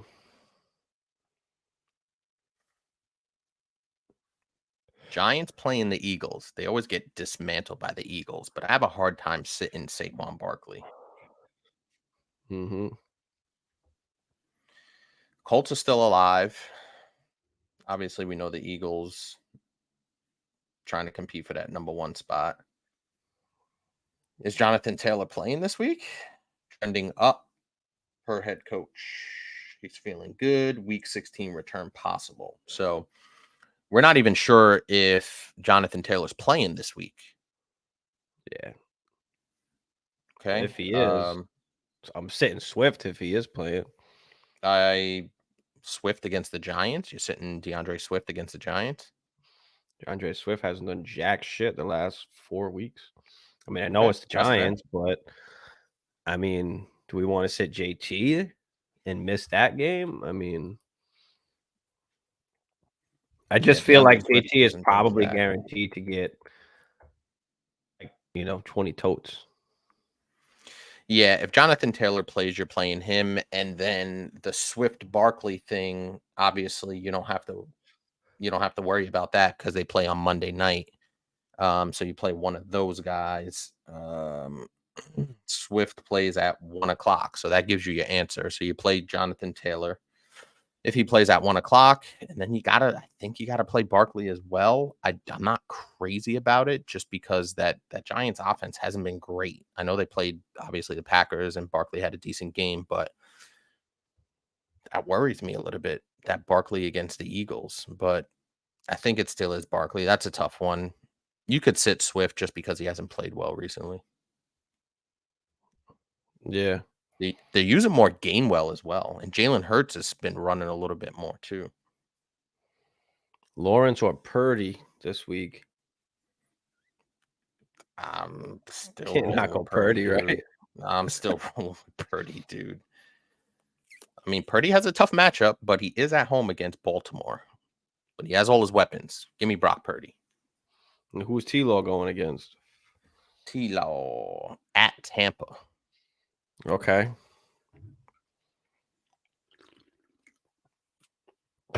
All right. No, I'm taking Brock Purdy. I don't care. Me too. But let's talk about QB rankings, because obviously these are very important when we're talking about super flex. We're talking about, first rounds and super flex startup drafts, and what are we looking at as far as the QBs? Who should go ahead of who? I mean, obviously we've got the top guys, which are Patrick Mahomes, the Josh Allens, and the Jalen Hurts. To me, I would throw Joe Burrow at, even though he's the 4th guy there. For me, at least, he's solidified as a top 4 guy for me. And some people maybe can have the argument there with maybe CJ Stroud or Lamar or Herbert or someone else. But for me, it's Joe Burrow at that 4 slot. And if I'm in a startup draft, if I can get any one of those top 4 guys, I'm getting them. I'll throw CJ Stroud probably in there too as my 5th guy. And even Justin Herbert probably at 6. Lamar I'd probably throw at 7 just because of the rushing and the dangerousness of that, I guess. I mean, those would kind of be like my top 7 guys. And then for me, I'd go wide receiver at that point. But what do you think about these top, I guess, 7-ish kind of guys? What do you think about me talking about Joe Burrow as being that 4th guy? Is that solidified for you? How do you feel about the quarterback situation kind of that's going on here? We talked about quarterbacks before in a previous show not that long ago, probably about a month or two ago. And it's Joe Burrow. I love me some Joe Burrow. Patrick Mahomes, I understand he's still number one. I think Josh Allen's number one at this point from a fantasy perspective. It's not Patrick for Mahomes sure. anymore. I think you can. I think you can argue any of those guys for sure. It's top three. Yeah. Joe Burrow being behind Lamar Jackson, I understand that from a value perspective and a fantasy perspective, just because Lamar does give you the insane rushing upside. I'm not taking CJ Stroud over Joe Burrow. I can't do that. I can't bring myself to do that. So Joe Burrow and Lamar Jackson. So does Joe Burrow slide down to 5? That's the question. Is he going to lose T. Higgins? Right. We know Tyler Boyd probably not going to be there next year. Joe Mixon probably not going to be there next year. Right. So there's a little bit of uncertainty with that Bengals core heading down into the future over the next couple of years. So, but the top 7 is pretty locked in. Justin Herbert does concern me a little bit. There's some upheaval, right, with the coach and the GM. Obviously, we think he's a phenomenal talent, but is he going to have the right coach? And is the GM going to put the pieces together, right? Quentin Johnston doesn't look like a good pick right now. Keenan Allen's getting old as we speak. Mike Williams, that's an injury waiting to happen. Austin Eckler. So what are the parts going to be around Justin Herbert that you can rely on? Josh Palmer. You feel good about Josh Palmer being your best guy kind of moving forward confidently? Right. So there's some question marks around Justin Herbert and everything that's happening around him. But outside of that, I feel pretty comfortable. I think I have Joe Burrow at 5. I think CJ Stroud just slides out of there. And I think I would move CJ Stroud down 2 spots, move Lamar and Joe Burrow up a spot each. And I think I have CJ Stroud ahead of Justin Herbert. I think I do. Yeah, me too. I think those are pretty much the top 7-ish kind of guys. But now, especially what we saw this year, right? Herbert go down, Joe Burrow go down. I mean, even Stroud went down now, Anthony Richardson, right? Can we make the argument to take a JJ or a Chase even as high as like the 104, 105? Especially if you're in like 4-point per passing touchdown, depending.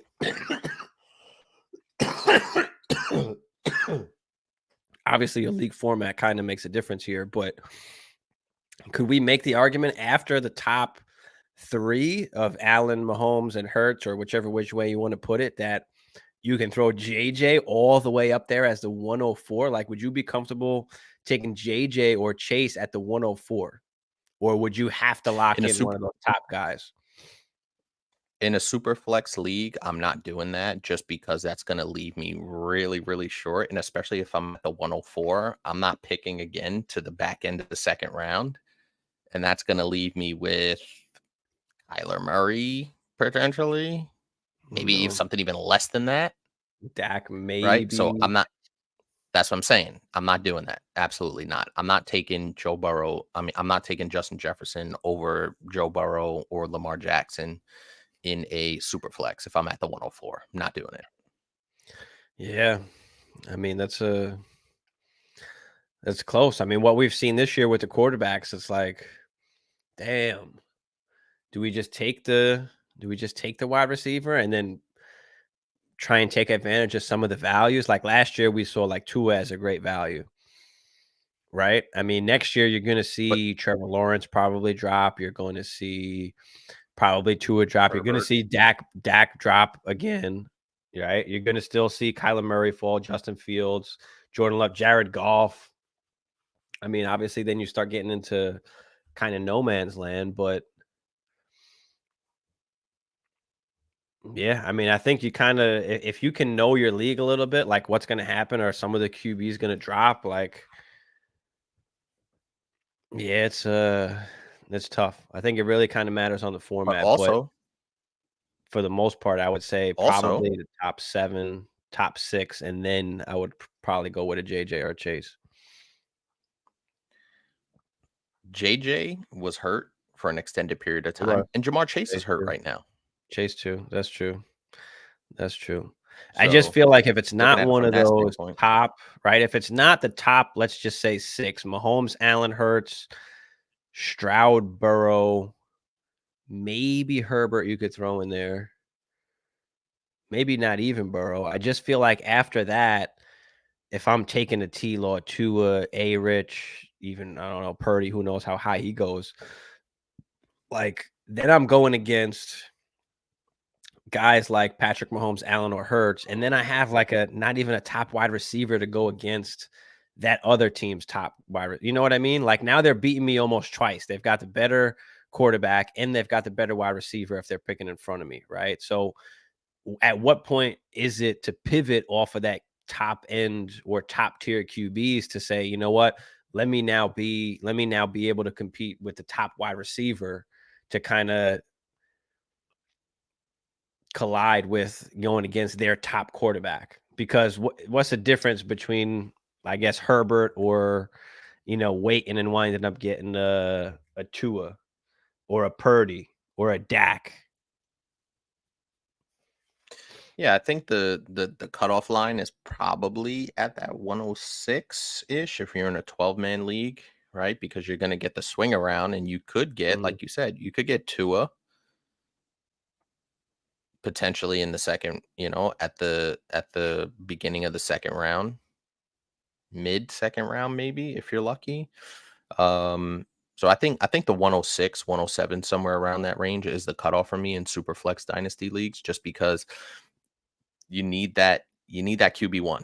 Like, it's just that simple for me. You really do need that QB1, and it's hard to justify skipping over that when there's a tremendous depth at wide receiver, like tremendous depth at wide receiver, in my estimation, as compared to the top end quarterbacks. And I think you can always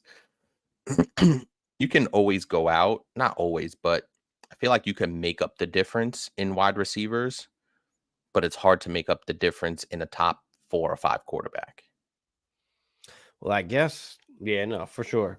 I guess like if you're looking at, Burrow or Herbert or Lamar in that range, like, is it worth it to just grab JJ and then on the comeback around you have a Purdy, Dak Prescott, Kyler Murray? Like, is it that much of a difference? You know what I mean? Like, just looking at it from like the points that they're putting up, right? Is it that much of a difference to drop down from there, but be able to have a JJ or a Chase compared to a,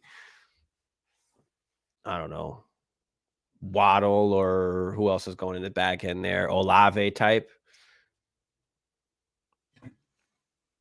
I think You know what I in mean? that scenario, it's a little bit different. Like, if I'm at the 107, right? And 5 or 6 quarterbacks have come off, and Justin Jefferson or Jamar Chase is sitting there at the 107, I'll take that, and if I end up with Tua, okay, I can live with that. I'm saying, though, what about a little bit earlier? Instead of taking, Joe Burrow at the 105 or the 104, do you take a Justin Jefferson or a Jamar Chase and then come back in the second round and be able to get that? I don't know. I don't know who's going to be there, but Dak Prescott, Kyler Murray type.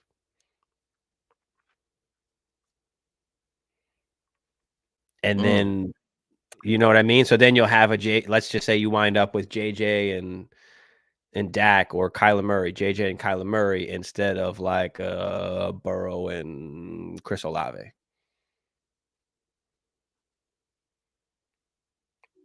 Kind of splitting hairs at that point, in my estimation. But I think I have to take the franchise quarterback, man. I just do. Like, I I'm have just to throwing take scenarios my out there, but franchise yeah, quarterback. It's a legitimate scenario. But there has to be a line, and if you're doing your startup drafts, you have to have that line of cutoff where, like, all right, cool. If I get to this, if I'm in this spot and this player's available, this is the move I'm going to make, right? If I'm at the 104, am I taking Joe Burrow or Justin Jefferson? Yeah. Simp, what up, Simp? Starting field, CD, Waddle, Gibbs, Cook, Bijan, Monty, Laporta, Cleveland, D, London, Ridley, Connor, Kincaid, Palmer, Browning on bench, full PPR. Any changes? Field, CD, Waddle, Gibbs, Cook, Bijan, Monty, Laporta. He's got London, Ridley. Okay. Kincaid, Palmer on the bench.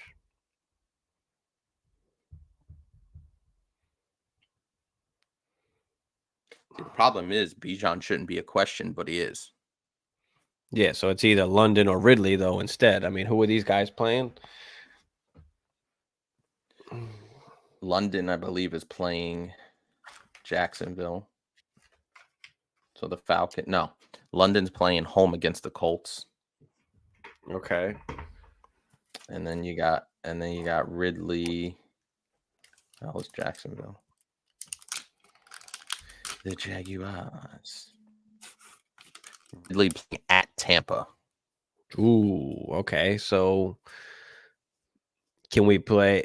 Does it make you feel comfortable to play Ridley over Bijan or Monty? Because I'm guessing that looks like that's the one that's in the flex. So Bijan or Monty, would we put Ridley in and head of any of those guys? Would you feel more comfortable? No, I think just when you think that you're ready to give up on Bijan, it's hard to sit him and watch him have a really good game. That's going to be tough to swallow. That's true. I think you just got to play him and live with the result, right? I mean, you wound up picking him in the first round, right? Anyway, so you might as well just fucking go out with what you went with, right? I agree.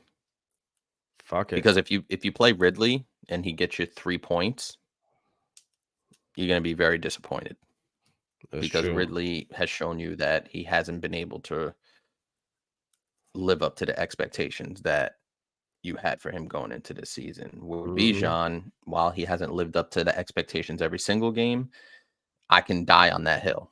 I could die on the Bijan hill and say, fuck it. He was my guy. So we've got Fields, we've got Love, we've got Jared Goff down here, 14, 15, 16. Bryce down here. Howell, who was benched last game apparently, but is still the starter here at QB 17. Deshaun Watson all the way down here at QB 20. And then, of course, you got like the Russells, the Kirks, the Baker Mayfields, and all that down here. You mean Baker Montana? Will Levis at QB 19 here.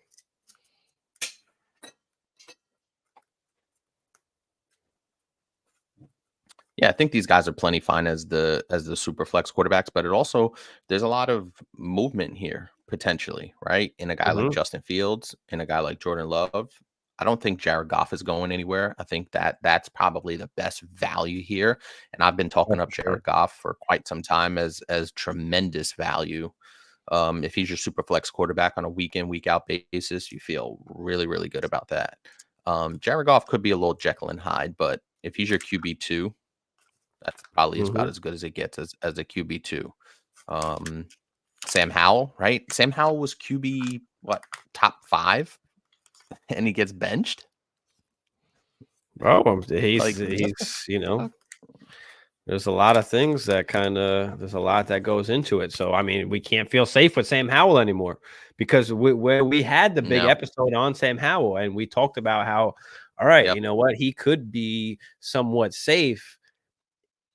But it wound up that they kept on losing. That was the one thing that we said is if they keep losing, then you could be worried. If they've got a top 5 pick, I mean, they should be worried. You got a new regime coming in that's going to be coming in. They don't have ties to Howell, or even B-Rob for that matter, right? Any of these guys. So I think that's the rough part about it. We can't feel safe with Howell anymore. I think his value is going down. As we're getting closer now to the offseason. So Will Levis is going to wind up jumping. But, yeah, Jared Goff, we talked about last year as a great value in drafts. Now he's going to wind up moving up. He's going to get the contract, and he's going to wind up moving up. He's going to wind up moving up. He'll be in that kind of He'll probably be low end QB1 range, right here between high-end the QB2. right behind like the Kyler and Dak. He'll jump ahead of Love, and Fields he'll, I don't know if he'll jump ahead of Fields. How much? That's the thing. How much more up can we move him? We can't move him past Kyler Murray, right? We can't move him or Purdy or Tua, right? I mean, to be fair, like he could probably only move up 2 spots. But I think Fields, with the upside of Fields, like Fields might have to be ahead, and they could draft somebody, but Fields is probably going somewhere then. There's rumblings that they could draft Caleb. So do they wind up shipping Fields off? We keep hearing Atlanta. I mean, is that going to happen? So that'd be interesting to see. I mean, do we move him above Love? But other than that, I mean, realistically, how much more really can we move him up? What do you think? It is tough because all those guys are, and most of those guys have rushing upside, right? Not really Jordan Love. He has some wheels, but Justin Fields, Kyler Murray, Dak, not so much. Brock Purdy, not really. Yeah, I'm comfortable with Jared Goff being somewhere in that, like you said, that 13 range, 14 range. So, where is he now? Yeah, he's at 16. So yeah, let me ask you this. Going back to the question 16? before, what if I wait on that top QB, right? And not go with the, after that 103, what if I do take JJ there, and then on that comeback, like I'm able to get a Dak and a Jared Goff, or a Dak and a Jordan Love, a Dak and a Bryce Young, a Dak and a Will Levis, and then on top of that, I've got JJ or Chase? Or would you still rather just have the top quarterback? I'm starting. Well, that's tough because it's tough. I mean, I'm torn, really, right? You kind of, it's one of those things where you go into the draft and you're feeling it out. I'd probably still go with the quarterback, but there is a scenario that I could see if I end up with Dak Prescott and Jordan Love, or Dak Prescott and Jared Goff. Like, I feel pretty solid about that. And if you tell me I'm going to have JJ, then that's extremely intriguing. You know what I mean? So there's an argument to be made. I don't know if I would pull that trigger, but I could see a scenario where if you told me at the end of the third round I had Justin Jefferson, Dak Prescott, and Jared Goff, I wouldn't feel terrible about it. Well, I think that's kind of what I'm trying to say. Ricardo's kind of understanding what I'm saying. Watson is definitely a great value all the way down here at QB 20. So he's for sure one of the great values. And that's kind of what I'm trying to say here, is that after that tier of like Mahomes, Allen, Hurts almost, and maybe you make another mini tier of like a Burrow, Stroud, if you want, Lamar, Herbert. But like, you could argue that even those guys and everybody after that is kind of like one big tier, which is kind of the point I'm trying to make, is at what point do maybe you say, fuck it, let me take the wide receiver and I'll take 2 of these guys in this huge big tier. Can you do that in your particular league? I don't know. No, I'm not trying to convince you. I'm just trying to say like where I'm coming from, just a different thought process, instead of what we're used to doing and saying, oh, I got to grab one of those top QBs, even in the middle. You know what I'm saying? What if we look at it a different kind of way and say, okay, what if I just take the top wide receiver and then take some of these back end guys here, in the QBs 10-ish to 15-ish range that are kind of the same as like QB, 6, like they're 6 to 15 is like a huge, almost you can say a huge tier, basically. Yeah, I'm totally not not disputing that, and I'm not saying I'm not open to it. I guess it really depends on how I feel that day, seeing how the draft shakes out, right? You have to feel it, man. Seriously, listen, I'm just throwing out feel it. I'm just throwing out maybe a different way of thinking about it. Instead of us always trying to grab, one of the top QBs, because we saw this year, like especially what happened, with Burrow, with Herbert, with most of these guys. I mean, is it is kind of a big drop off after like those top-ish kind of guys. And you could even make the argument that you could possibly throw Mahomes in after. Like it could possibly be a Josh Allen and Jalen Hurts as the top guys. I mean, any which way you want to put it, I just feel like there is one kind of huge tier after like the top-ish few guys, whichever way you want to put it. That kind of can make you think a little bit differently, maybe going into Dynasty this year, because a lot of things are changing, right? So we've got to change with the times. And if these guys are all kind of finishing in this kind of same-ish kind of tier, then maybe we rethink somewhat of, our startup strategies, what's some different ways that maybe we can approach it to try and gain an advantage. I will say this. I definitely agree, especially with the tier drop off after those first 5 guys, depending, where they're relatively similar. So it does make sense. Like, I'm not disputing it. It's not the way I would probably approach it, but yeah, for sure. Like I said, if you ended up with JJ Dak and Purdy, or JJ Dak and probably not Tua, but Purdy will probably go 2 of high. those 3 kind of 12 to 15-ish guys, if you end up with 2 of those instead of a top 5 guy and then a 18 to 20 guy, that's how you're looking at it. But you add on top of it, you have a wide receiver 1 clear cut, top 5 wide receiver, top 3. Mm-hmm. That's the trade-off. I'm interested to see where Purdy goes. Like, does Purdy sneak into like the first round? I don't know. I think based off this season, are you taking Purdy or Tua? It's a legit question nowadays. I feel like I want Tua, but are you taking Purdy or T-Law? Legitimate questions, and we were talking about this before.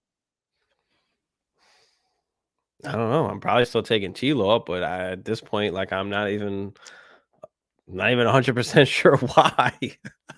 I guess it's still kind of early because for it's Purdy. People say, but because it's Purdy, like, I don't know, man. I think that could be a legit question now, especially going into next season. So yeah, I do like the quarterback rankings because like you said, after that initial tier, there's so many arguments to be made on which route to go. Mm-hmm. Listen, we're gonna have to start getting our backup quarterbacks now. So I can't believe that's even a thing now. Russ is all the way down here. Like, yeah, I mean, if you can get some stud wide receivers, I mean, and have Russ as you take Russ as your QB2, like can you wait and take a Russell? Kirk Cousins is going to be down here. Baker Mayfield, who knows if he gets the starting job. Stafford, I mean, you've even got Daniel Jones all the way down here. I mean, Aaron Rodgers. So, there's some opportunities to kind of wait on some quarterbacks. Desmond Ridder, finally, there is. Are getting benching his ass, but yeah, you got anything else you want to throw in at the quarterback position?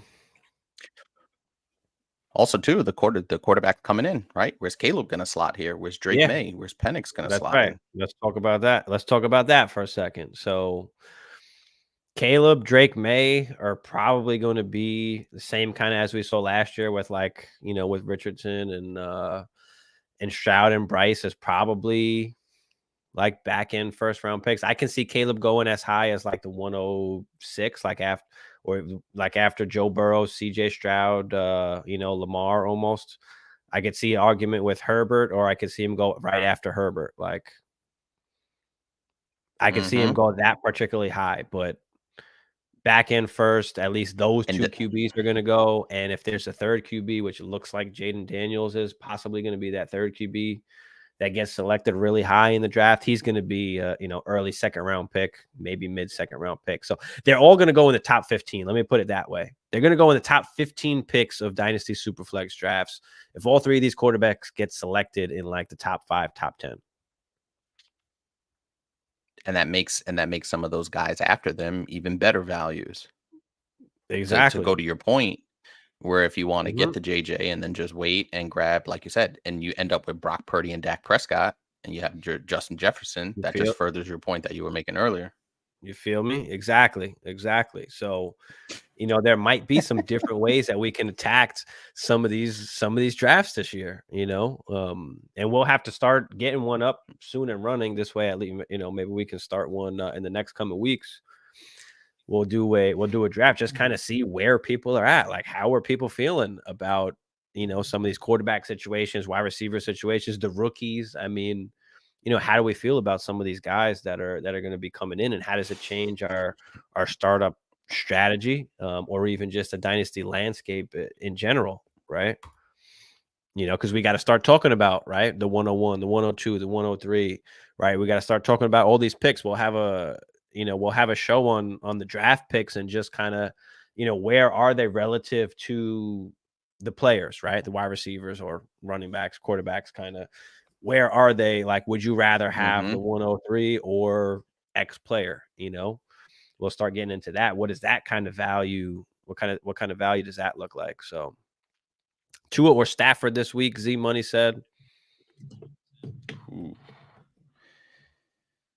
Oh boy, Stafford. I think Stafford has a good matchup. We like Stafford this week. Well, he's playing home against the Saints. And then Tua has the Dallas Cowboys, I believe. Yeah. Tua at home against Dallas, or Stafford on the road. I mean, Stafford at home against the Saints on Thursday night. Does Stafford stay hot?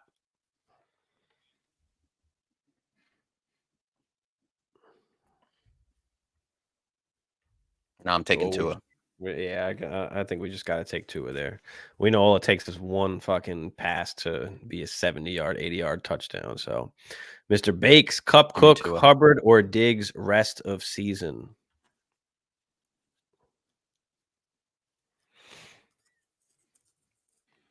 I mean, Cook's been killing it. Diggs has been disappointing, right? Hubbard's been surprising. I think it's between Cup and Cook. And Cup has come on. For sure. I think I'm going to go Cooper Kupp here, but you can make the argument for James Cook. It might have to be Kupp just because we know like that upside, what that can give you. Like, Cook's been awesome for sure, but we've seen what Kupp can do, healthy with Stafford. So that's the hard part. Bro, so I think I still roll with Kupp, but that's close. Close your eyes and flip a coin. It doesn't matter. Exactly, Ricardo. I'm with you, brother. I'm with you for sure. Wide receiver 1 through 5 has gained value. Hypothetical Bears trade Fields, draft Caleb at 1 and Neighbors at 5. Yeah, I mean, that's kind of one of the little bit of fears with DJ Moore. And I think that the community is kind of taking that into consideration as far as where they have him ranked. Like, we saw him, I think he was wide receiver 18, if I'm not mistaken. And I think the community has already taken that into consideration where he's at 18 right now. Where they could draft a wide receiver and a quarterback. So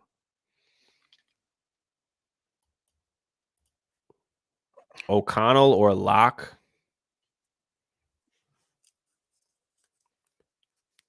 So do we know if Geno is coming back? I don't know, but who are they playing? Seattle at Tennessee. Okay. Raiders at Chiefs. I think I'll take my chance with Drew Lock. Yeah. Or whoever that Seattle quarterback is.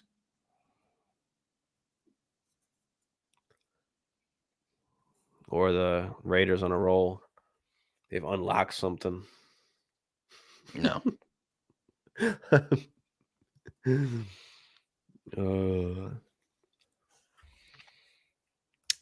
Diggs blow up week incoming. He's due. That's possible.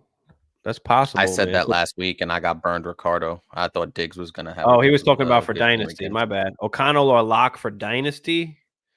I would probably take. Damn, I don't even know. They're both probably going to be backups. So I think that's a flip a coin situation as well. No, maybe it's O'Connell for the slim chance they don't draft a quarterback.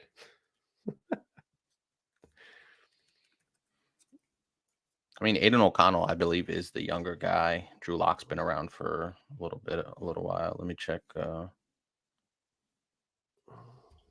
Yeah, Aiden O'Connell's a rookie. Drew Lock's been in the league for quite some time. So just give me Aiden O'Connell just because he's, maybe there's room to grow there.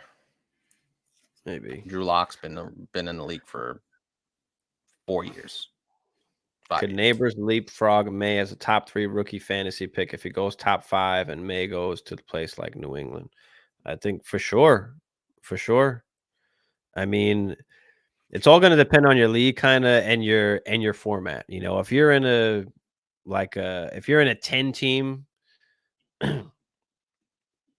then like the quarterback is not going to be as important. So then you might take the wide receiver instead. So I think it really all kind of depends on your league, but I think for sure people might have, depending on the landing spots, people might have, Neighbors go before Drake May. I mean, I think it all depends. I mean, I would agree, go ahead, my bad. I'm a big proponent of where these guys go matters to me. Like that matters a lot to me. Yeah, and that. My bad. We know how hard it is to get quarterbacks in super flex leagues, right? So, we know the value of that. So do you take the quarterback just so you have the value? So most of us playing, start 10, we play 12 men. So in that case, you take the quarterback. You could always buy the wide receiver later. And most of the time you can get them for cheaper later on. Like, depending where they go or them not producing for a couple games, like people get fed up relatively very quick in Dynasty. And I think it's a lot of the new players that are coming in, a lot of the, the daily up and down, the weekly up and down movement of how we value players, in Dynasty, or how players become so available just because of an injury. It's big. It's very different nowadays. So we got to kind of go with the flow. So for me, I want the quarterback, but Neighbors is a guy that he could be a top 10 Dynasty wide receiver. I think we talked about that earlier. He could be a top 10 Dynasty wide receiver automatically off the bat. I mean, we see what he's doing so far this year, and people are going to love that. And he could fit into that tier, like with the Marvin Harrison after those CD Lambs. Like that is a legit possibility for Neighbors. So we'll see what happens there. We shall see. But yeah, we are Bogey in the building. What up, Bogey? We're just about to get up out of here. Yeah, it's all good. About to burn one with you one time. But yeah, we'll chill backstage. But Hammer, you got anything else really you want to throw in before we get up out of here? No, the Packers suck. He's a streaking motherfucker, that Jordan Love, huh? Mm-hmm. He played well, but yeah, I'm just saying, like he's like NBA Jam rules. Like he goes for like 3 in a row, and then like he cools off for 3, and then he goes. You know what I mean? Based on that, this might be. I mean, Carolina, it feels like a get right game for you guys, but like I feel like and the Giants. Yeah, I was just about to say that. Well, guys, appreciate y'all coming out. We're about to get up out of here. We'll see y'all Friday night, Saturday night, as we are into the semifinal weeks here. We're 1 win away from championship. So appreciate everybody coming out. But We out. Peace. You ready, Jerry? I'm ready. Just want to make sure you're ready, brother. Show me the money. Oh, you didn't know? Every day I'm hustling. Every day I'm hustling. Every day I'm hustling. Put my shoes on, you wouldn't last a mile. Summertime, wintertime, I'm on the grind. Yeah, I got the ring, I'm the champ, I'm the genie of the lamp. This is the gift I was given, so I just live by my hustle.